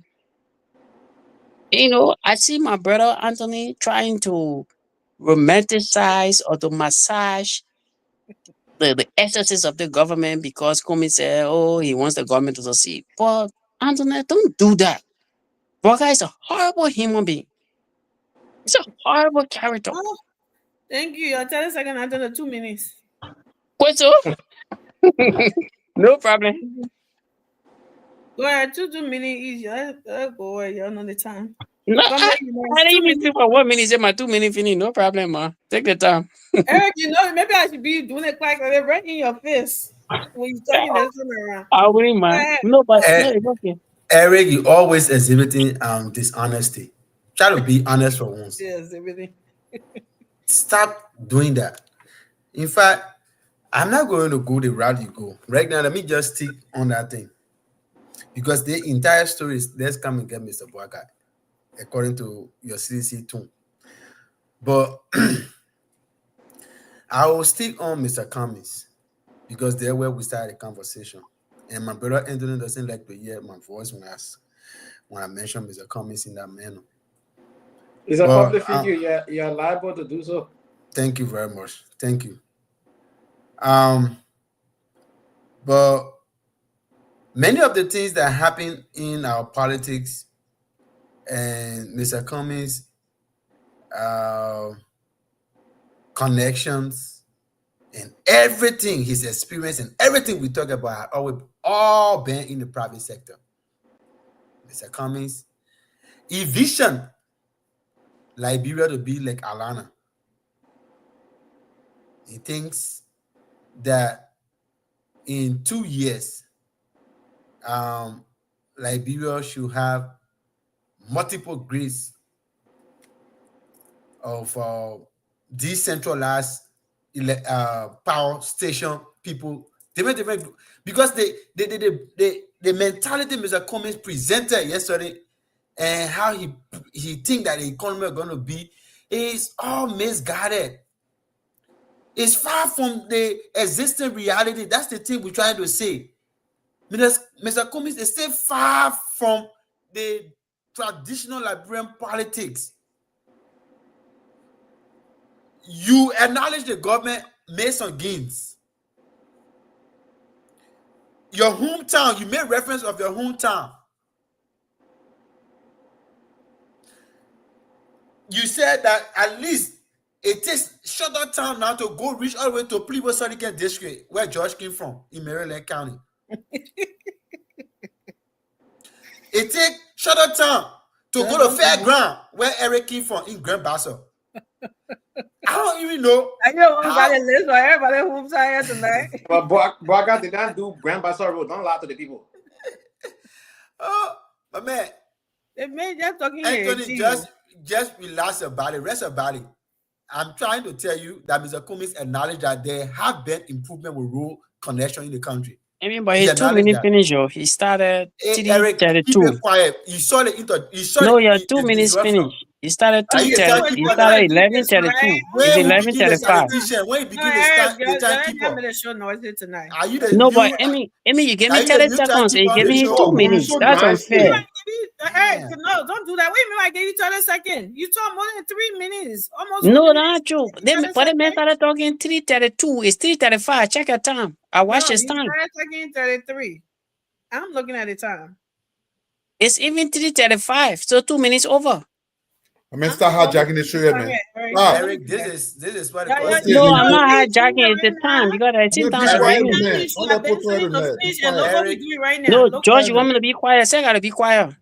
Not George, but Momo. All right, Eric, this is everybody mute, sentimental please. naivety. Because right now, Let it go. too much I've been finishing. And look what we're I'm doing supposed to right be now. wrapping up, and you already inject me right at the time I'm supposed to wrap up.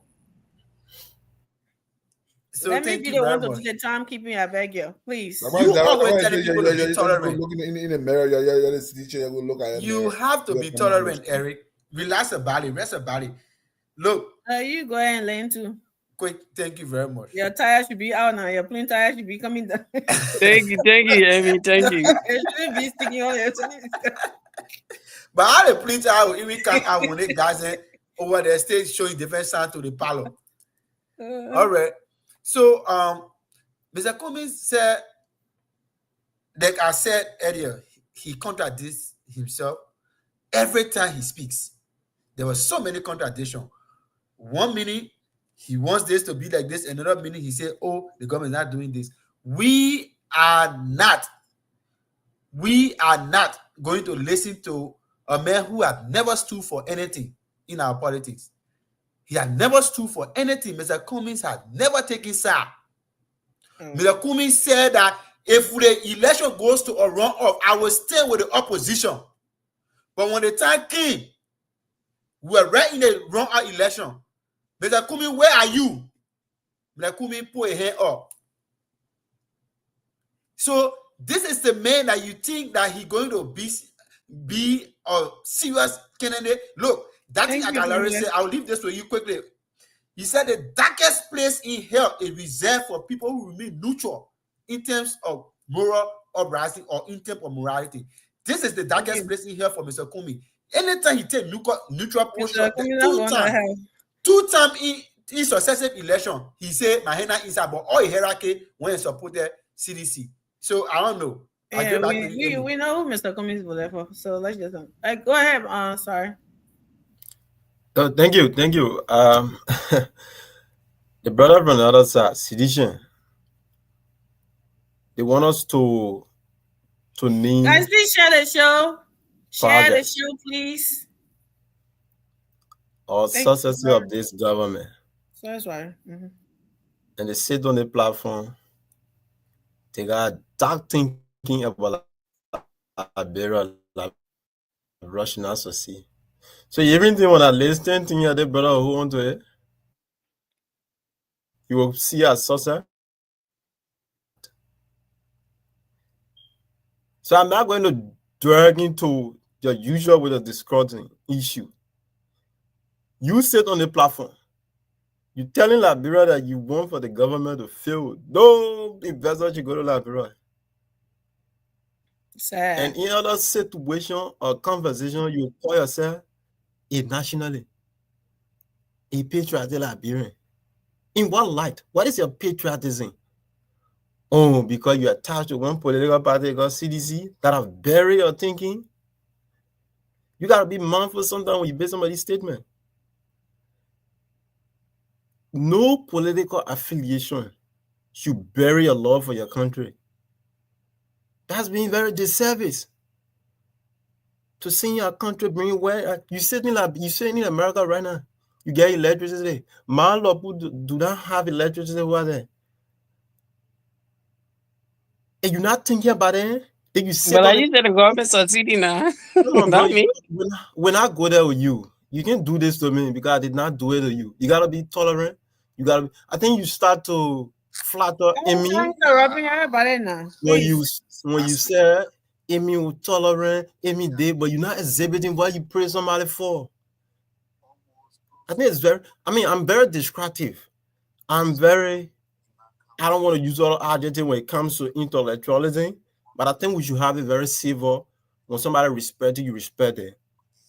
So moving forward, you sit on the platform, you say the government have not done anything. And that is why I made Liberian politics has never made progress. Or we have not made progress as a people in general. Because everyone feel within themselves, I'm attached to the ideology. So let me say something so the people can see me. Yes, I'm a loyalist today. Take me from that conversation. Even when we were in opposition, we acknowledged things of the CDC. They did for the Liberian people. We're not part of those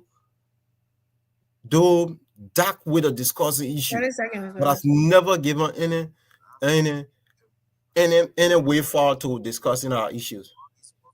So Mr. Kumi did what he could do yesterday. And I think in my mind, he put for some, and there is one man who has always come to discussing Liberian issues with eternity. Look, everyone will have their part of criticism as to what he said, and I say at certain point in time, people lose it, especially when you try to put certain allegations on somebody that they have never lived with. In Liberia, we talk about Joe Burger. To conclude quickly, when you talk about Joe Burger, people are saying he's a sleeping baby. He got sleeping sickness. So Amy, he still talking here. When you talk about George Weah, people are saying he smoke. You listen to that thing you playing back there. Yes. When you talk about Mr. Cummings, people are saying gay. When you bring another politician, there will be certain to drive up from the real issue.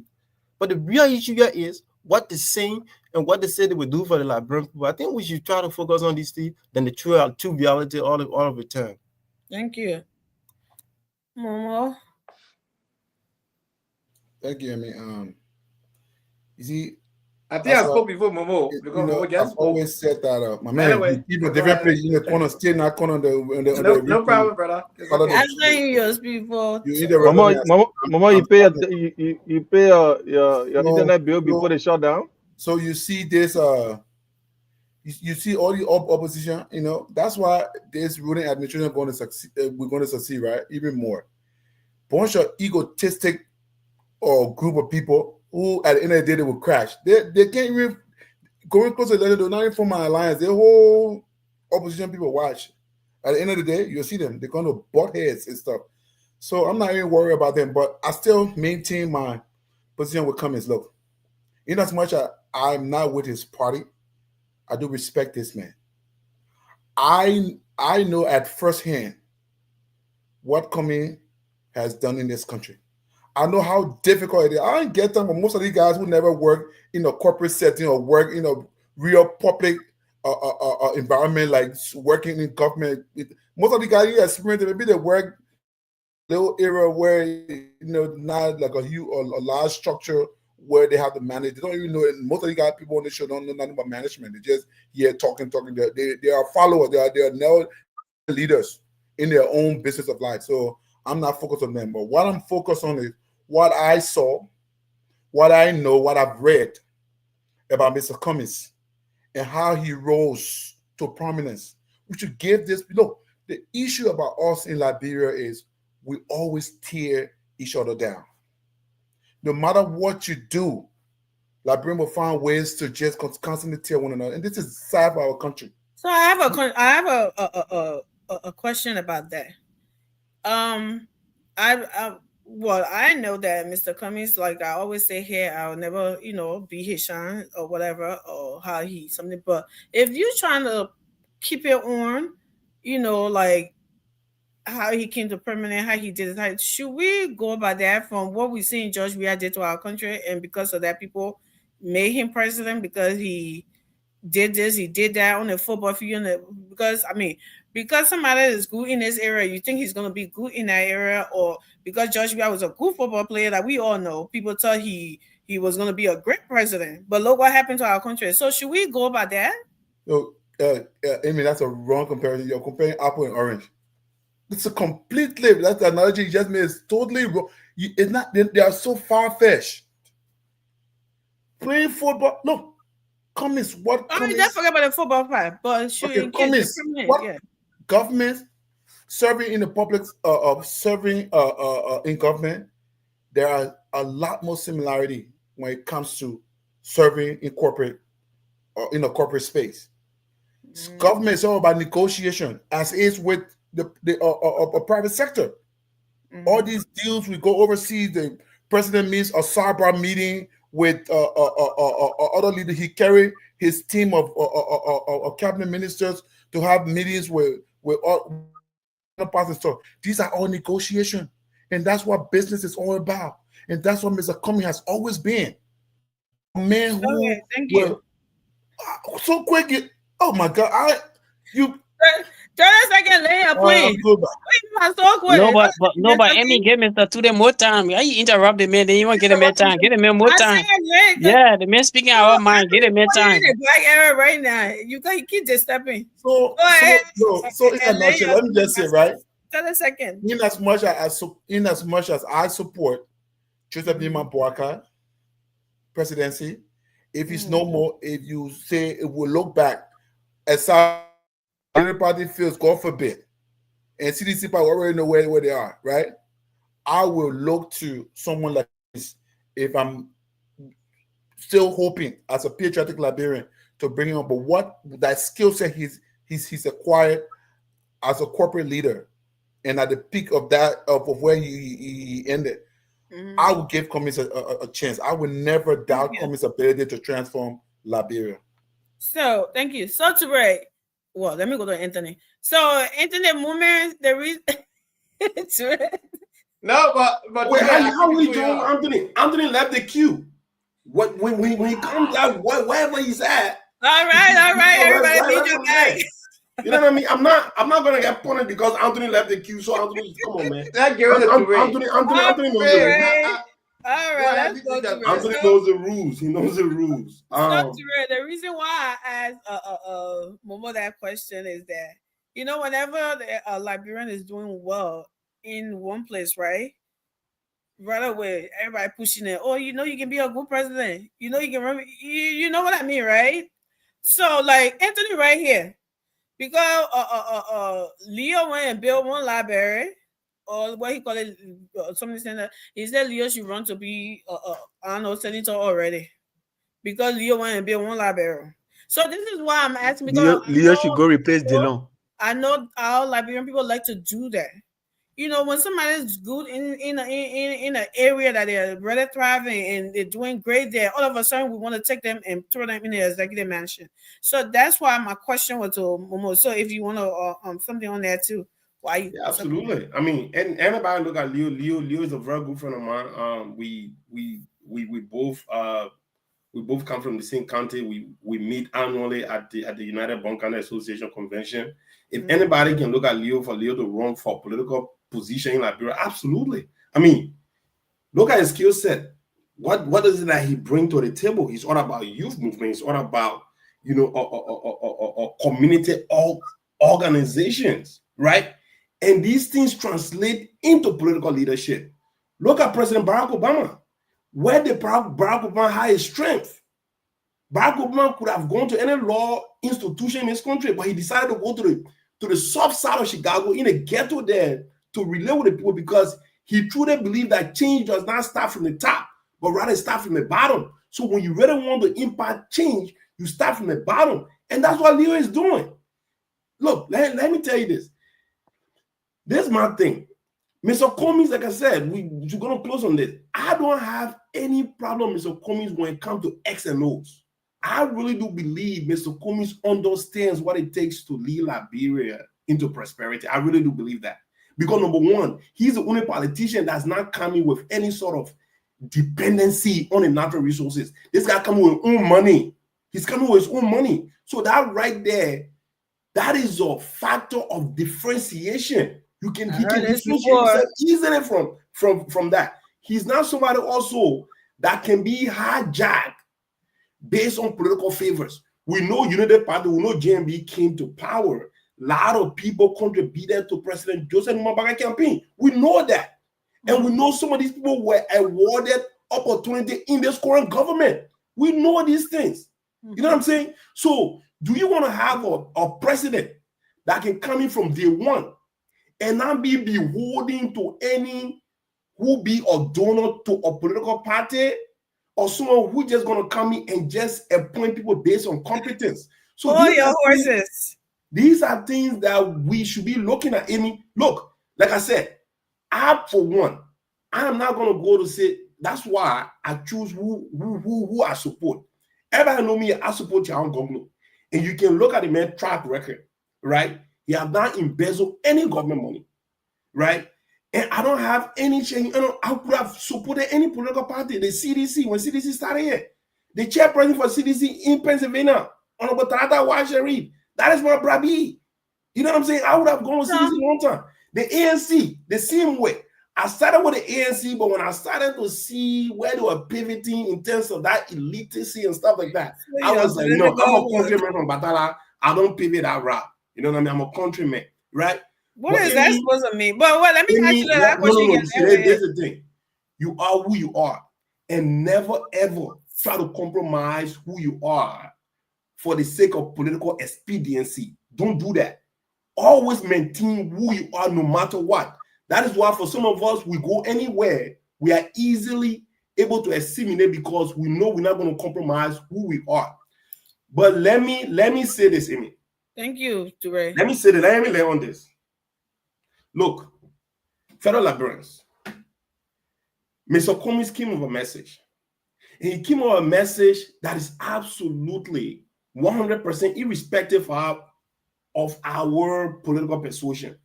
This president told us, President Joseph Bakana, the arrest agenda, that he knows what it takes to deliver Liberia. 2 years into it now, we have not seen, I personally have not seen those transformational change that I anticipated. And time will come because some of us, we don't just criticize government based on like the way CDC will come and do these things. No, we catalog our time and we're going to come and start saying these things. All the things the president talk about, all the concessions, he said you're going to come and review all of them. And we are 2 years into it. Thank you, Ture. Way over your time. So these are stuff that we're going to start looking at. And when Joe Weah started, I supported President George Manneh Weah. If anybody know my first trip to Liberia, when I came back, I could go there well, right? When we decided to go to our West Side being a condominium, we went outside. So this Anthony, Ture brought in their own money stuff, right? We heard this before. It is what? $1 billion, $83 billion. We heard that having own money thing before. Eddie worked with a World Bank, so that means she owns the World Bank. Judge, we are the way he was looking like whatever he had, 80 million or 83 million, something like that. We heard all of these things before. And what happened to our country when these people got there? Where in the world that somebody think because this person have money that they'll use their own money to run campaign and do, not knowing whether they will win or not. If Mr. Cummings have all of this money that everybody believes he had, he's supposed to use his own personal money to run a campaign and do all of this and do all. So we should, I mean, I know you support the guy, but come on now. Thank you for the opportunity, Amy. I'm going to begin by debunking what my dear brother George said, that Mr. Cummings sponsored the sanction for against the Weah administration that he spent on, quote unquote, $180,000. George, I challenge you to provide a receipt, not speculative thoughts. You understand? Mr. Cummings is not the government of Liberia, and Washington, D.C. does not take individual money to sanction people. They do their own investigation before people are sanctioned. You understand?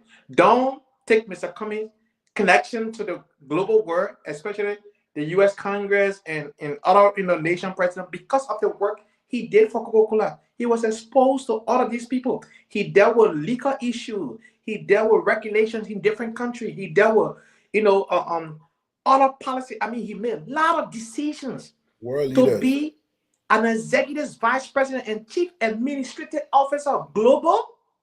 That's 200 countries under his belt. Liberia is a small pocket of that. He managed over 65 billion United States dollars. 65 B. Like the Liberian national budget have not reached $1 billion yet. It was Mr. Cummings who declared on the debate stage 2017, and I shared that in the group chat. And you want to raise the national budget to 1 billion or 2 billion United States dollars because the current budget cannot address the current circumstances of the nation. Folks, does working in the private sector translate in the public sector? Absolutely yes. Why? You are bringing a skill set. You can, I can leave from here and work for the US government in public sector and still exercise my IT skill set. It's not going to change. Yes, I work for the private institution right now. Moving me from the private institution to go into the government institution, what's going to change my skill set? Coming comes with an impeccable, complex, compound leadership ability. Like Anthony, Anthony, Mr. Cummings, something with Coca-Cola was selling products, right? And we're talking about not just selling products. Not just selling products. But Anthony, that's why I encourage people to check. Even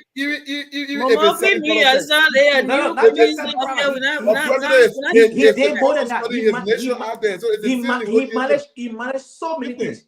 One of the functions was about logistics of Coca-Cola. Another function was about the fleets, private jet fleet. Another function was about legal affairs, every legal activities of Coca-Cola across the world. He was in charge of that. You understand?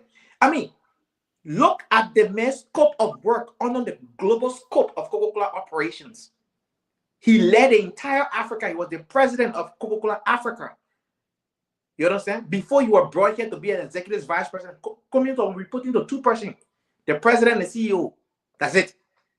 No other person were above. Only 2 persons were above Cummings in the Coca-Cola. So look, let's leave Coca-Cola alone.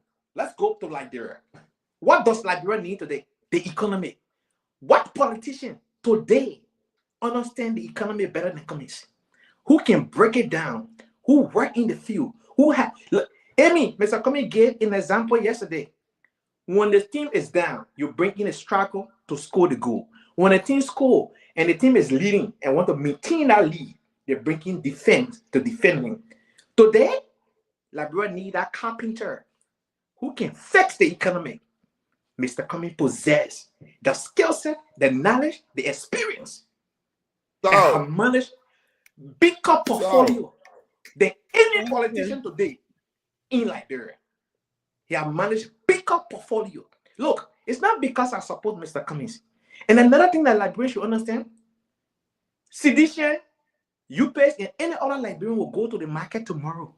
The price of the goods of the market is hitting each of them pocket. You don't have to be a member of ANC, but the pocket is hurting. Every Liberian feeling the pinch. When Mr. Cummings said we can't pay police officer $150 US a month, he meant it. You know what?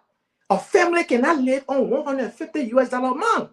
Yeah, but we heard all of these rhetoric before. So why should we say, oh, because he meant it, or because sorry, can say none of the politicians are talking about raising. It will be different. He was just coming and something here. No.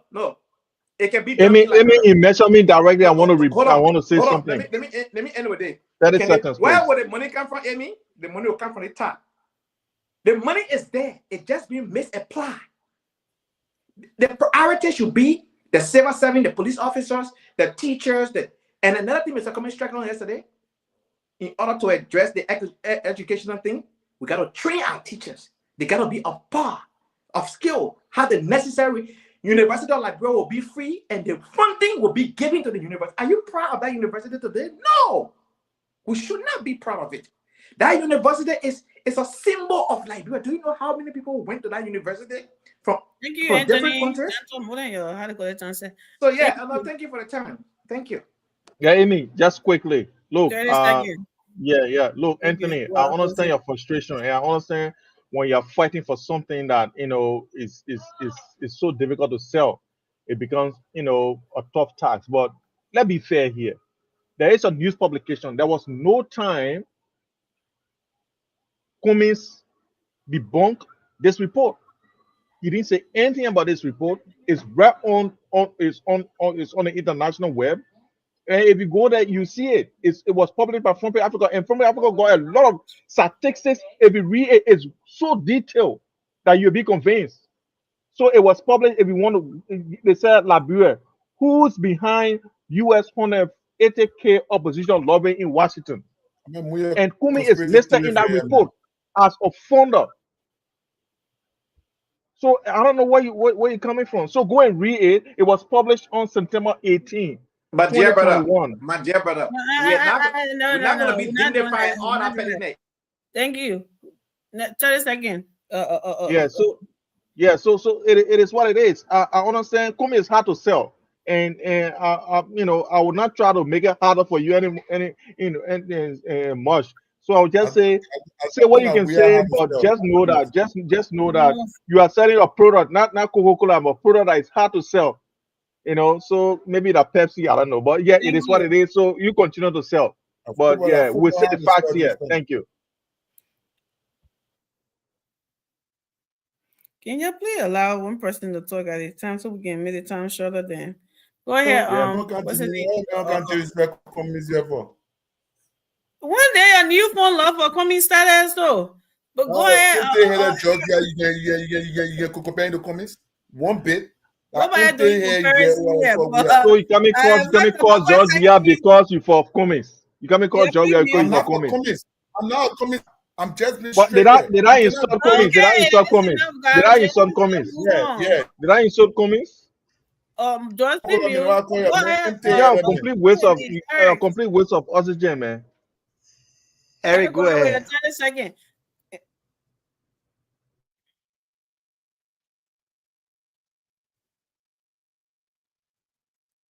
I'm sorry, my phone is misbehaving.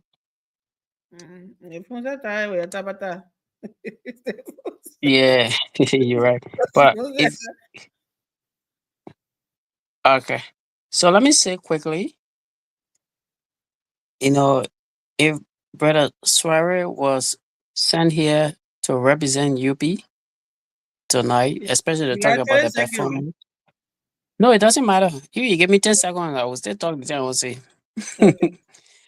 If Brother Suare was sent here tonight to talk about UP, I think he's destined to perform. He did not all on one. It doesn't matter whether Eric agree with what you say, but you are speaking to thousands of Liberians who are not even watching, but will watch later on. Some are even watching now. So it doesn't matter my opinion. But what I want to say, to really talk about change start from the top. I mean from the bottom. Change doesn't start from the bottom. We have an African proverb that says the fish gets rotten from the head. Our leaders should be the one to set the precedents or the laws that the people will follow. So if you are a leader and you be depending on people from the bottom, that's wrong. The reason Barack Obama went down, he didn't go down to effect change. He went down to gather votes. So we have to get that clear. Change doesn't start from no bottom. It starts from the top. The decision that you made at the top has a trickle-down effect to the ordinary people down. And they have limited option to challenge it because you have the police, you have the army, you have all the legal apparatus to enforce whatever change or whatever law that you craft. Somebody said Cummings got money. They seem to man, Cummings, I know to whoever. Cummings got money. He went on Cummings on the very spoon. Cummings said he broke. The family told him to start spending the family money. No, There's a man who. You know, say, bro, stop lying. You fired 30 minutes finish. Move on there. You think at ATU town we're doing here? Wait, just jump on his head, 30 minutes finish. Yeah. We all are ATU people. Yeah, they are looking at Calabar. Yeah, nobody. You think that ATU we doing here? So I mean, Kumi confess that there was a stay order on the family money because it had been all used. And there's a man who run a political party, but depending on his family money, they run a political party. What does that say to a conscious man? He talks about a disconnect human being. And you know who doesn't believe in institutional, because there's a very man who, when he becomes The president. longest 30 seconds. What? When I'm getting ready to say thank you, you're interrupt. So then when you Yeah, want to but something, Momo, you keep you're the one keep interrupting the man. something. So the 30 second Yeah. increases. Already been finished long time. 30, Yeah, we know 30 so, seconds. All right, watch it. yeah, We meant let 30 me seconds been be done one long to time ago. control the time. Yeah, please. No, Amy, I understand that all that is meant for you to say I get 1 second left. Don't mind it. So I understand You that very part. past your time, but the key interrupting, so that's why you something but hey, Yeah. move So forward. let me say something. You know, Cummings is not an angel to Liberia problem. When you come from the private sector, you need discipline in a compound, complex sector of governance, which he has not exposed himself to. You're gonna have a lot, and that's the reason I really agree with Swari. That's one of the reasons Thank Swari you. deflected. No, 1 minute, Amy, I beg you, 1 1 minute. minute, you passed Yeah, more than no, the okay, 30 10 seconds. seconds, 10 seconds, 10 seconds, mama. Ain't that my last closing? I don't know that closing period. You know, let me say something. Cummings inability, the United Party chairman said something, he talked about helping Verb. I think Cummings is a stubborn helping Verb who has not allowed himself, to I see from who laughing. He's just very stubborn helping Verb. Because as a helping Yeah. verb, you must be able to help the main verb. Cummings has failed in that direction. That's why people are sorry, deflected from Cummings. Thank And you. it is a shame. Go ahead, family. I'm gonna call it 30 You seconds know, still. in political Famo will agree with me. Finally, Famo will agree with me. in political philosophy, my teacher and mentor, Dr. H. Boma Family, calls that the McDonald's cessation of knowledge. And he defined that as the ability for people to hastily prepare things for human consumption. That's exactly what Mr. Cummings did on the show. Nobody going to grab that thing that Mr. Cummings was saying over there. The brain that Mr. Cummings carries, grab it. that particular brain, had depreciated in value. It has diminished almost like the stock market. Mr. Cummings' brain has ran out of stock from 7% to 1%, and you say you're proud of 1%. Who say your child? Stocks goes up and down. Yeah, I know it goes up and down, but when it goes down, you know what it means to you. When your stock falls, you know what it means. Some people, when it falls, they don't come back in business anymore. There's huge losses. But it's a comment of all person that people think that at least when you go to 7%, you should go at least to 8% or 10%. But for a nobody or an unknown person to appear on the ballot and even get more vote than you, that I don't even know where Mr. Cummings sit. And now, the politics that we have in Liberia, the politics of the association, which of the county in Liberia can Mr. Cummings point hands to say, this county is my mark, this is my stronghold? Show one. Nowhere. So Mr. Cummings is nowhere in Liberia. Mr. Cummings allowed himself to be cajoled by thieves, the same group of elements who have no moral ground in the country.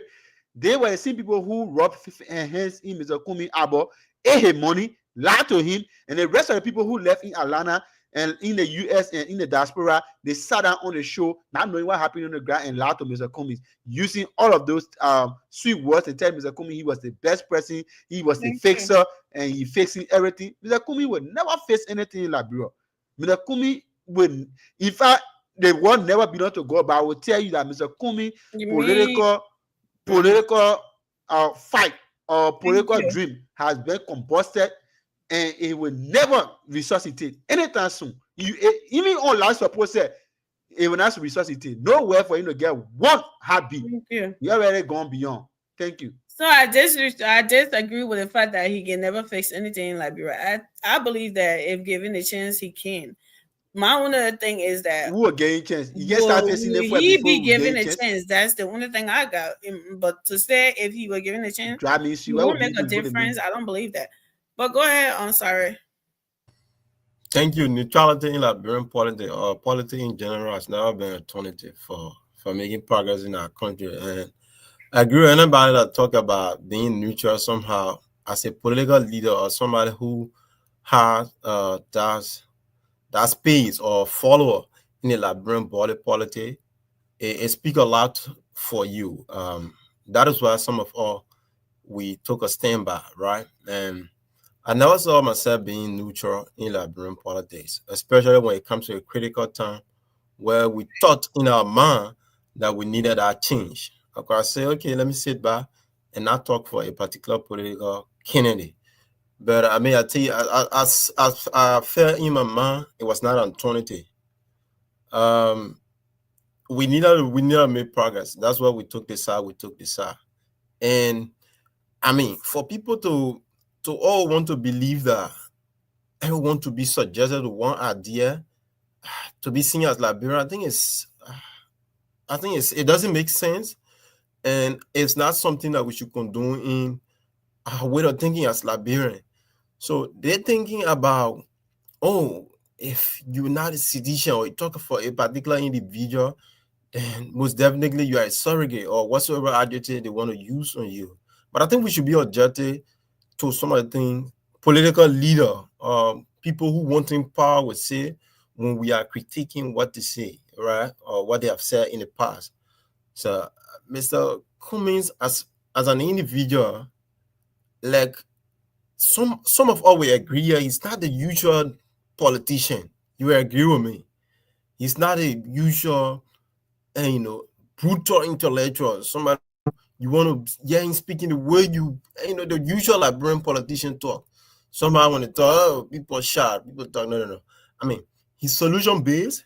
He's one person who he's always say, I will not change myself for Liberian politics because people all want to see you being, even if it is not necessary to be critical or criticizing a particular thing, as you criticize it.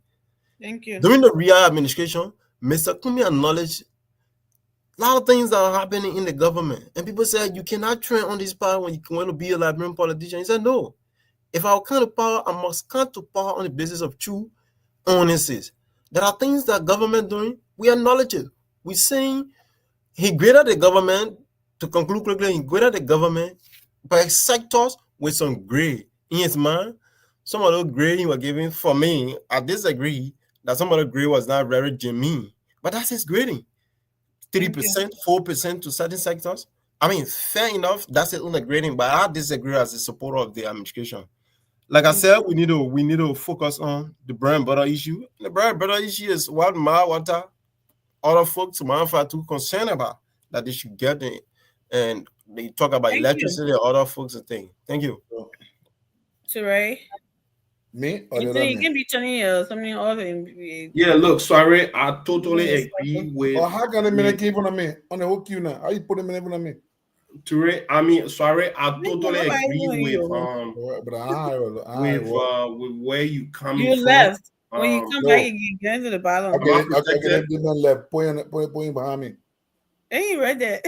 Well, let me always the last. This man. I can be talking and everybody talking you. I know. I mean, Momo, you just step in the middle. Momo, you gotta wait. Amy, there you go again. Amy, please send that. That's how pussy argument, man. Amy, please send a request. That one political analyst. Amy, tira that for me. Right, William Jala, please send a request to William Jala to come on the show tomorrow, because you're making it trending a lot in the comment section. Because they reason, I don't know. But Twitter, what's going on here? We need to have some structure here. I was actually in the middle of a conversation. Look, sorry, I totally agree with your position statement. Especially see your last drops. Look. Mr. Cummings, like I said, man, I respect intellectuals. I respect people that are issue-based. You know what I mean? It pays to go to school, and it pays for you to respect people that are about context and that are about issue-based. All right? But unfortunately, Anthony, you and I can agree. And the reason why some of us, we can't fit in a lot of organization is because when an organization lacks structure, then obviously you that come in with a refined sense of, you know what I mean? Like, it's hard for you to actually strive in that kind of environment. So this is what Mr. Kumi is saying. Mr. Kumi is saying, I'm a refined guy, to speak Suarez's point. But I found myself in a country, I found myself in a political terrain where your best output is to actually be an agent of disruption, right? You have to talk the talk. You have to be willing to go in the gutter. But Mr. Cummings have always ran on a card of professionalism, on a card based on context. I mean, how do you run your campaign trying to contextualize things to people that absolutely have no goddamn understanding of what context even is? You know what I'm saying? You will have to. How is President George Manneh Weah able to mesmerize people to come on his bandwagon? I mean, we all know he's the least eloquent among them. And then that's not me trying to be condescending in any way, shape, or form. But when we're talking about someone with the ability to persuade people, President George Manneh Weah is not, you know what I mean? He's not cut for that, right? He's not. And I'm not trying to be like, you know, like I said, but Mr. Kumi is all about that. But Liberians, I'm sorry, majority of our people, they don't buy that. They buy into this sensationalizing, instant gratificational push. That's what they understand. And Mr. Cummings have sat down and realized, you know what? I think I need to change my approach. So now I'm going to be the man defining myself. I'm not going to allow anybody to talk my talk. I'm going to talk the talk. But there's the thing. The danger of that is this. I say all the time, I'm not somebody who grew up in Liberia. You know what I'm saying? I did not grow up in Liberia. I did not go to school in Liberia. So I am absolutely least inclined how that thing is. You know what I'm saying? The only thing that I know about Liberia is the fact that obviously I was born there, but that's all about it. But sometimes too, when Mr. Comey being stigmatized with our whole gay issue, this is where anything become an issue. As a public relation guy, I understand what stigmatization is. Somebody have called me on my live show that I'm gay. You know what I'm saying? But I use that on our live show as a teaching moment. And I told the person that I'm so glad that you directed that energy at me, because I'm not anybody who's lack of self-confidence. I'm not going to hang myself or kill myself because you call me gay. Because I know that's not who I am. You know what I'm saying? But if I would have capitulated to that call and be defensive, then guess what? That's how stigmatization stick on people. You know what I mean? Call me gay all you want. At the end of the day, if I know I'm not gay, that is for you to go and fit. But you see, people are not caught the same way. There are a lot of people with different ways of, you know what I mean, doing things. But Mr. Cummings, this will be my advice to Mr. Cummings. Mr. Cummings, if you want to change, do not tell people what you're about to do. Show the people what you're about to do. Then that way, you will not go for a guy. But when you start telling people, I will be Brutus, then we have a problem. Thank you. Anthony? I don't think Mr. Cummings say you're not allowed people to define him.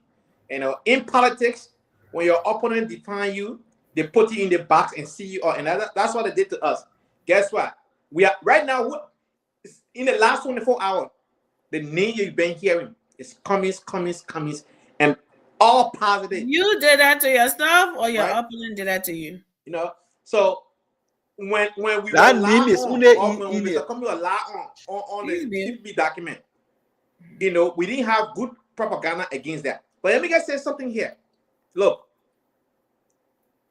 going forward, the message that Mr. Cummings presented on Spoon will be in all our vernacular, so that the ordinary folks understand that your sister or your auntie who is a teacher should not get paid $150 a month. She should get paid $300 a month or $400 a month, depending where she falls at. You understand? Your uncle, your dad. How will he raise the money? He ain't tell her how you raise it. How you get the But money? Mr. Cummings spoke about that in that same thing. West in government. I didn't hear it. I didn't hear it. But go listen to it. You have You a did. poor You're not listening paying skill. It's not attention, your you, fault. George. You already You presented did. it. You understand? Your poor listening skill should not be the fault of Mr. Cummings. Blame yourself. Right? Everybody get poor listening skill, Anthony. So, Yeah, how Everybody. much has been wasted in the government? How much has been wasted in the government Amy, can you that please, he can physically go and grab? How much Can y'all wasted? please mute? What you been Y'all out of had your box? own time. Y'all didn't even talk about it. Go ahead, please. when we having the bank governor getting extra $12,000, $5,000 for housing allowance, $7,000 for cash allowance, Bank that's governor, $12,000. Do you know how many teachers can pay? That's just one human being. If you go from the president and the vice president, the Senate pro tem, the speaker, the deputy speaker, all these people coming down to the top government official, to the chief justice, the other people, the bank governor and the deputy bank governor, these folks, their salary, their benefit, and all perks that come with it. Mr. Anthony? Cummings also spoke about cutting down the travel delegates. Anthony, All that one question. entourage, you don't need it. One question. Yes. Is the Chief Justice and the House of Representatives, is that pay, are the pay decided by the president or is it a law? So, Amy, Liberia is a unitarian state. What The does that mean? president, Mm-hmm. the administration, Joseph Yuma Boaka can introduce an executive order to do a lot of things in Liberia. So even if we cannot get the lawmaker salary, Executive order to reduce the House and listen. I didn't say executive order to reduce. I didn't say like executive order to reduce lawmaker salary. I didn't say that. I said But even that's why if, you just named it, and that's why I no. asked you that question. Here's the thing, where the lawmaker already made law for their own salary right now. But Right. another thing that where we can get money from, all the government agencies and administrators, That's what the president can adjust their salary. You understand? Look, Amy, we gotta act smart. Do you think it's fair a police officer who work all day? No, Anthony, it's not fair. But do you also think it's fair that you're talking about education here? You're talking about getting paid for you being educated, you being this, you being that. We all agree that some of those salaries are just outrageous, right? But the way you come in and say Mr. Cummings said he would do this, he would do that, as if nobody have ever thought about that. You can't be nitpicking about the law. And I just asked you a question. You name the Chief Justice, you name the speaker, in which the president has no right on that. There are three branches of government, like we always say. But then when the president does something else on the other side, you say, "Oh, he breaking the law." He So, Amy, let me ask you this question. No, I'm asking you a question. So Yeah. So here's the thing: the central bank government. Oh my. Can you hear me? The central bank governor salary.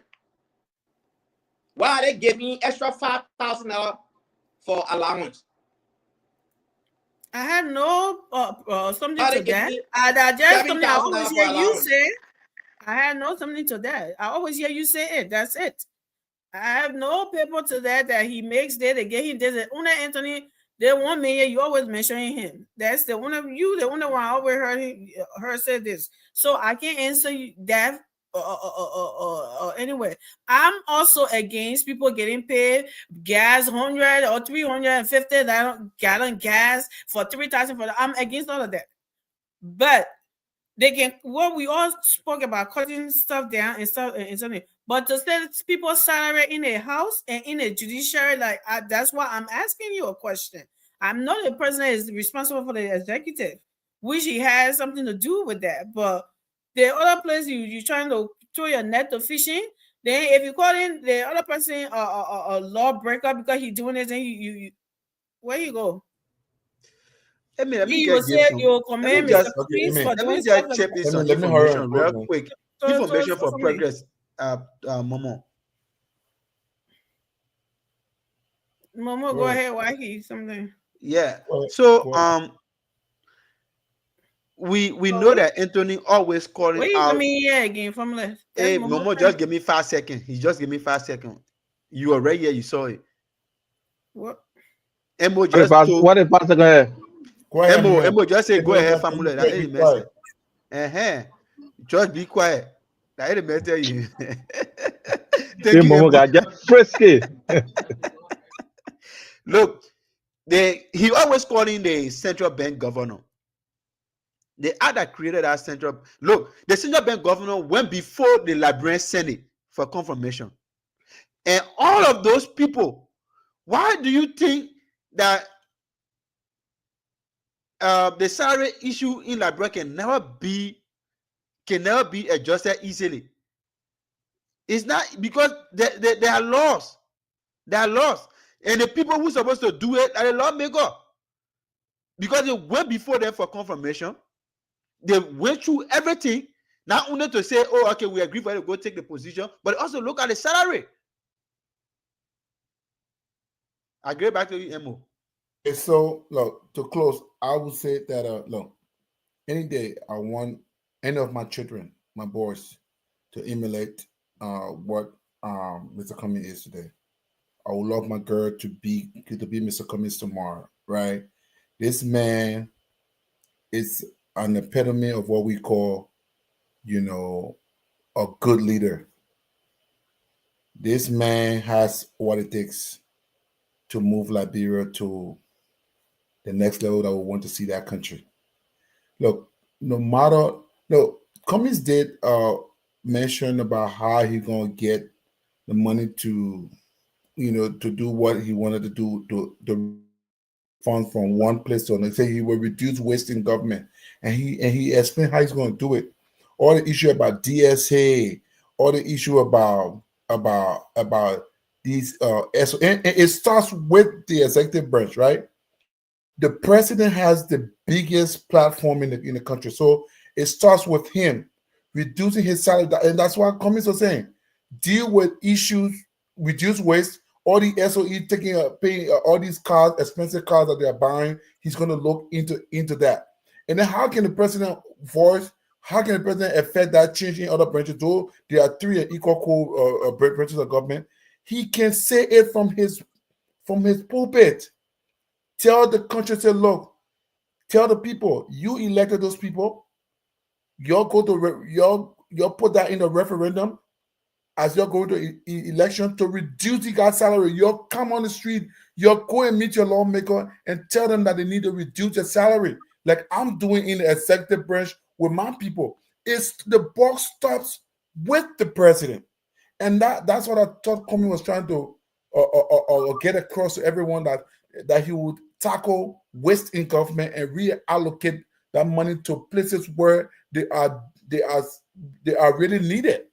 And I think every president, I think Barker should my president, President Barker, needs to do that.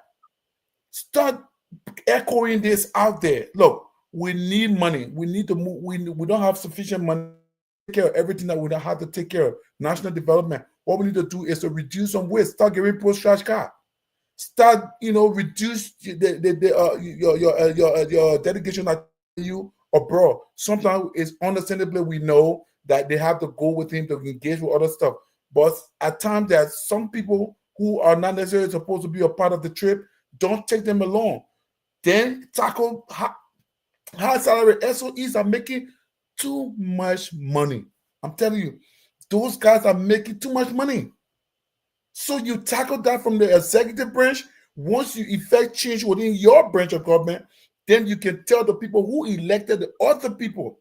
So you guys go to them, go to your lawmaker and say you demand that they reduce the salary. They should pass that legislation so that their salary can be reduced, and you guys come up with honor or unifying voice, like what they did with the say no to jobs protest.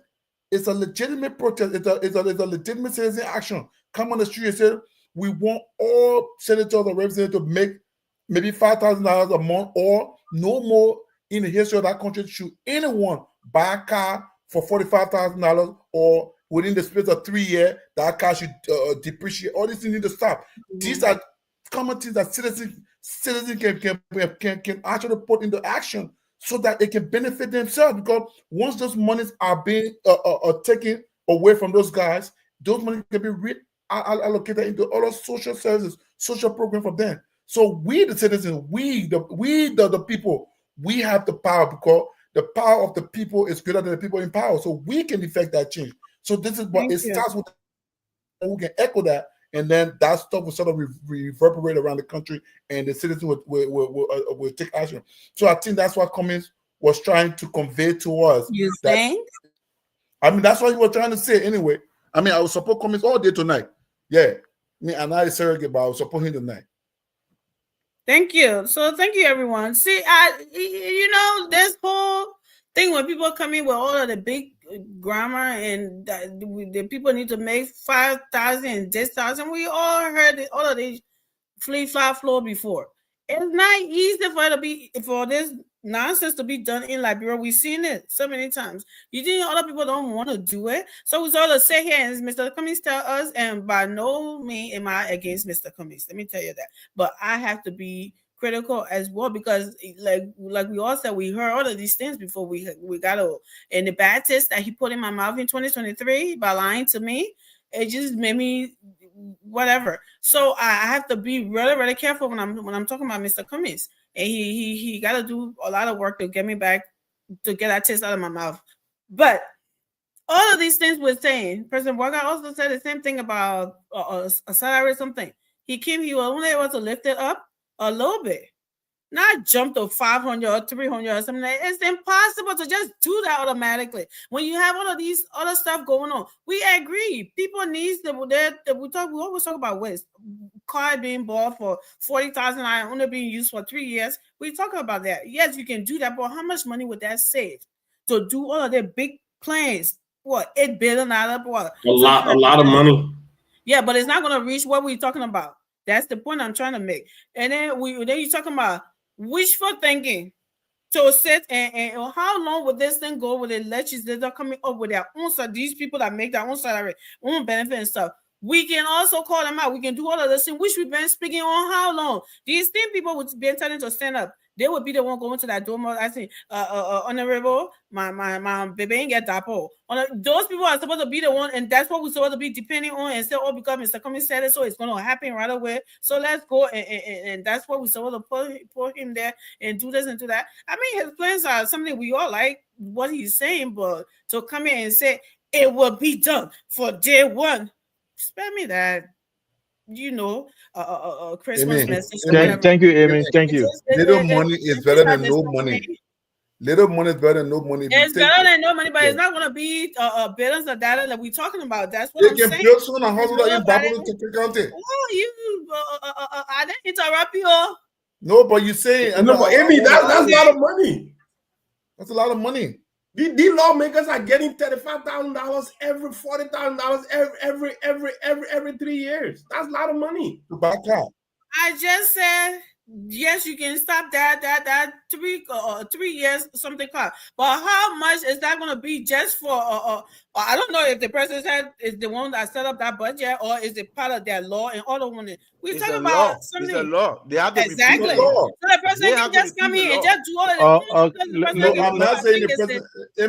Let me come in there. Let me come in there. No, you're not. I'm about to shut the whole show off. Then we'll all go home because you're not. No, but you say the president. I'm not. When I say the vote to call citizens into action against their own lawmakers, yes, I will detail right now and shut it off, and we'll all go home. I want to be chatting right now. I don't know whatever. So yes, we don't lie. The thing is, I'm not saying that it's not. But do you know how? Should I be the president or say it first? We sit on these platforms all the time and say these things. If they can come and be telling people that you told us to vote for something that you got your own brain, you know what you're going through. You're talking about somebody telling you to do this, somebody telling you to do that. Why aren't they listening to us to stand up for these things that will affect them? Even when Senator Dylan came up with it saying that they need to reduce their salaries.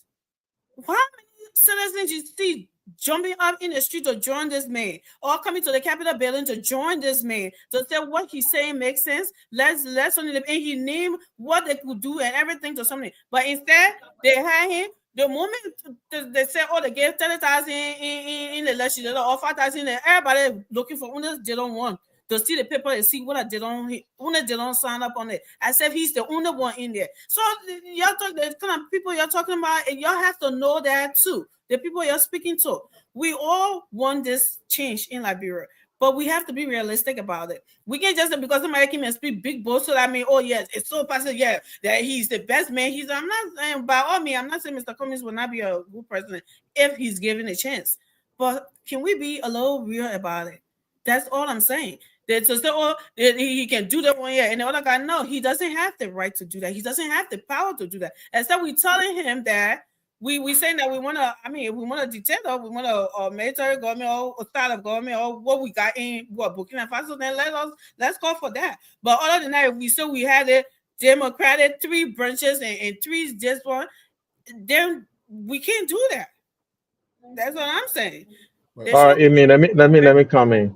No, the show close. Yo, everybody doing like well, I'm close, yo. Yes, I'm close. You were the No, I first. didn't. I want to speak on Cummings. I want to speak on Cummings. That was What are you talking Okay, about? yeah, good night. You'll be talking the thing go out the problem. I thought I could get someone at 30 seconds, boy. So Let George get 30 seconds. Yeah, let me get my. You see, today, as a co-host, I did not interrupt anyone. I sat up here on leg to Ray. When you're sitting down to the play, I'm sitting down, and Jeff, you didn't get it right to shut everybody up. Oh, okay. That's 15 more seconds. But I will deal with you in the back. Let's go behind there. I will deal with you. Today, I sat here supinely without interrupting anyone. As a co-host, I had a dignity to remain silent. You see it? But this guy, when he said, "Oh yeah," they play there's little space between Amy and that's why. They put me downstairs. They put me upstairs. You don't expose me to the viewer. I don't know. I hold this. Thank you, yeah, Amy. Yeah. Someone that wants your hand up before you press anybody down there. Guys, it was a good show. They have a wonderful day, and it's Wednesday. Oh, it's Tuesday here. You're always rushing with the days, like I said. Yeah. So look, guys, have a wonderful time and peace to Liberia. And if Bouaka is going to rule recklessly, we don't want him to succeed in his recklessness. If he's going to do it with democracy without contravening our laws, we want him to succeed. And because we love Liberia, but if he's going to do it the wrong way, we don't want wrong thing. Because guess what? If somebody win the wrong way, you encourage other people to win the wrong way. Well, yeah, exactly. If you win the wrong way, what's the wrong way? Well, winning. No, I get. I'm for instance, okay, let's say in soccer game, somebody use handball to score.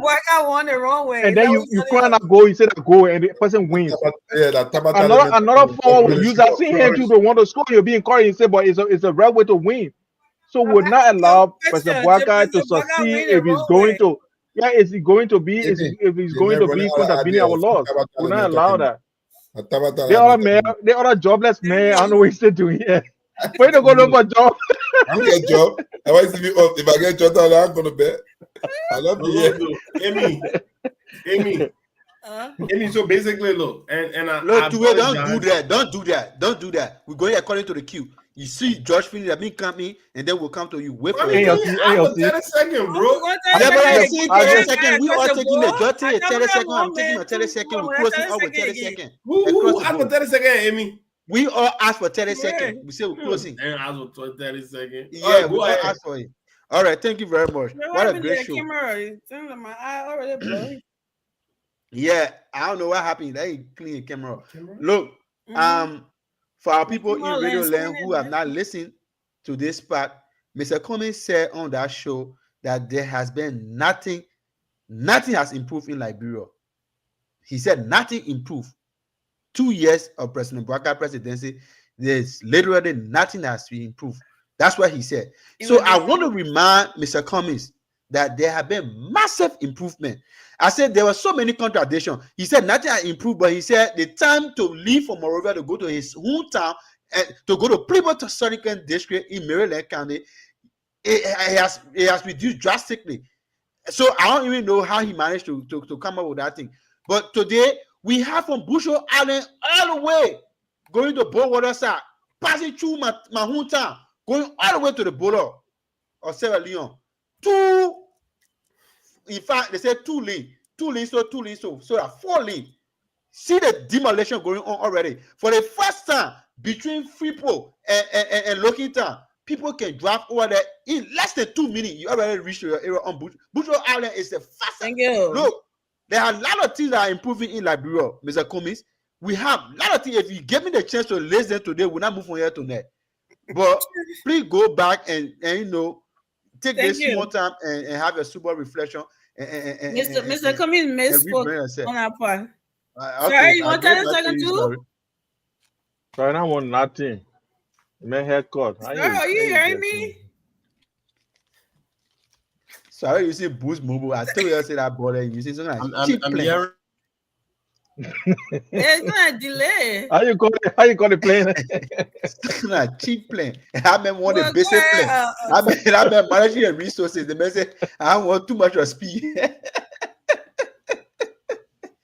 I don't blame my brother. I don't mind here. We're trying to grab all the oil right now. You get some money in the bank. You know. I don't know. You kept meeting me. I don't know. I will not get that brother attention. That you give me a call. But I think it was a great conversation, man. Great conversation. I mean, it's a good thing always to be here to discuss issues of concern. I mean, we all want it for Liberia, and I can always say we need to focus as a government. We need to focus on the infrastructure while we're doing some better things, and I believe that the government will proceed on the business thing that they actually promised the Liberian people. But we need to focus on the issue about the bread and butter issue, and you talk about processing, because I mean, statistics have shown over the past period of time that people are not really concerned about infrastructure development in Liberia. People want something in their stomach. Whether you have the larger mansion out there, people are always concerned about the rice prices, the gas. I mean, you talk about goods and services, all the things. So I think government need to look in that light. I know there was some reducing process, but we have to be more drastic when it comes to the thing about implementation. You talk about monitoring and inspecting various government arms or government entity that has to do something with the inspection of goods, looking at various prices. We're not being effective in the policies. So at the end of the day, thank you.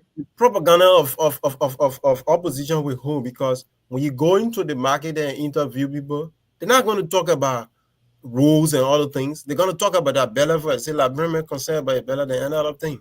So I think the government needs to look in that light so we can make progress in that. No, they can carry IMF report to the people in the market. They can go put a CDC together instead. So report they can carry. So when you read it, they say economy growing good. Then Oma say, that woman you know how the economy works, so we don't blame her. Go ahead, Ture. I mean, sorry, Ture. Look, guys, it was a tremendous show. I really thought we were able to drive all our positions and home and it was less disruptive today. You know what I mean? Knocking wood. Because I'm the co-host. There you go. Hopefully that becomes the standard. Hopefully that becomes the standard moving forward. Because guys, let hold ourselves accountable too. If we are the one that are really going with these messages, let's try to exude within ourselves some level of tolerance and responsibility. How we engage each other. Look, the day we all start to agree on the same thing, that will be the death of innovation. I'll hit this show. We're supposed to challenge each other on a daily basis, and the only way we are able to do that if we have opposing views. Look, I can disagree with Josh and still go and I admit it publicly, but I will sit in the corner and say, you know what? Just because of politics, but I think Josh is saying that I think was true. You know what I'm saying, right? But bro, we have politicized everything to a point where even it has infiltrated within academia and in a hall of intellectual exchanges. So let's try to dim it a little bit, as we really try to sort these things out. But we all did well. I just want to acknowledge that. Amy, thank you. You look beautiful as always.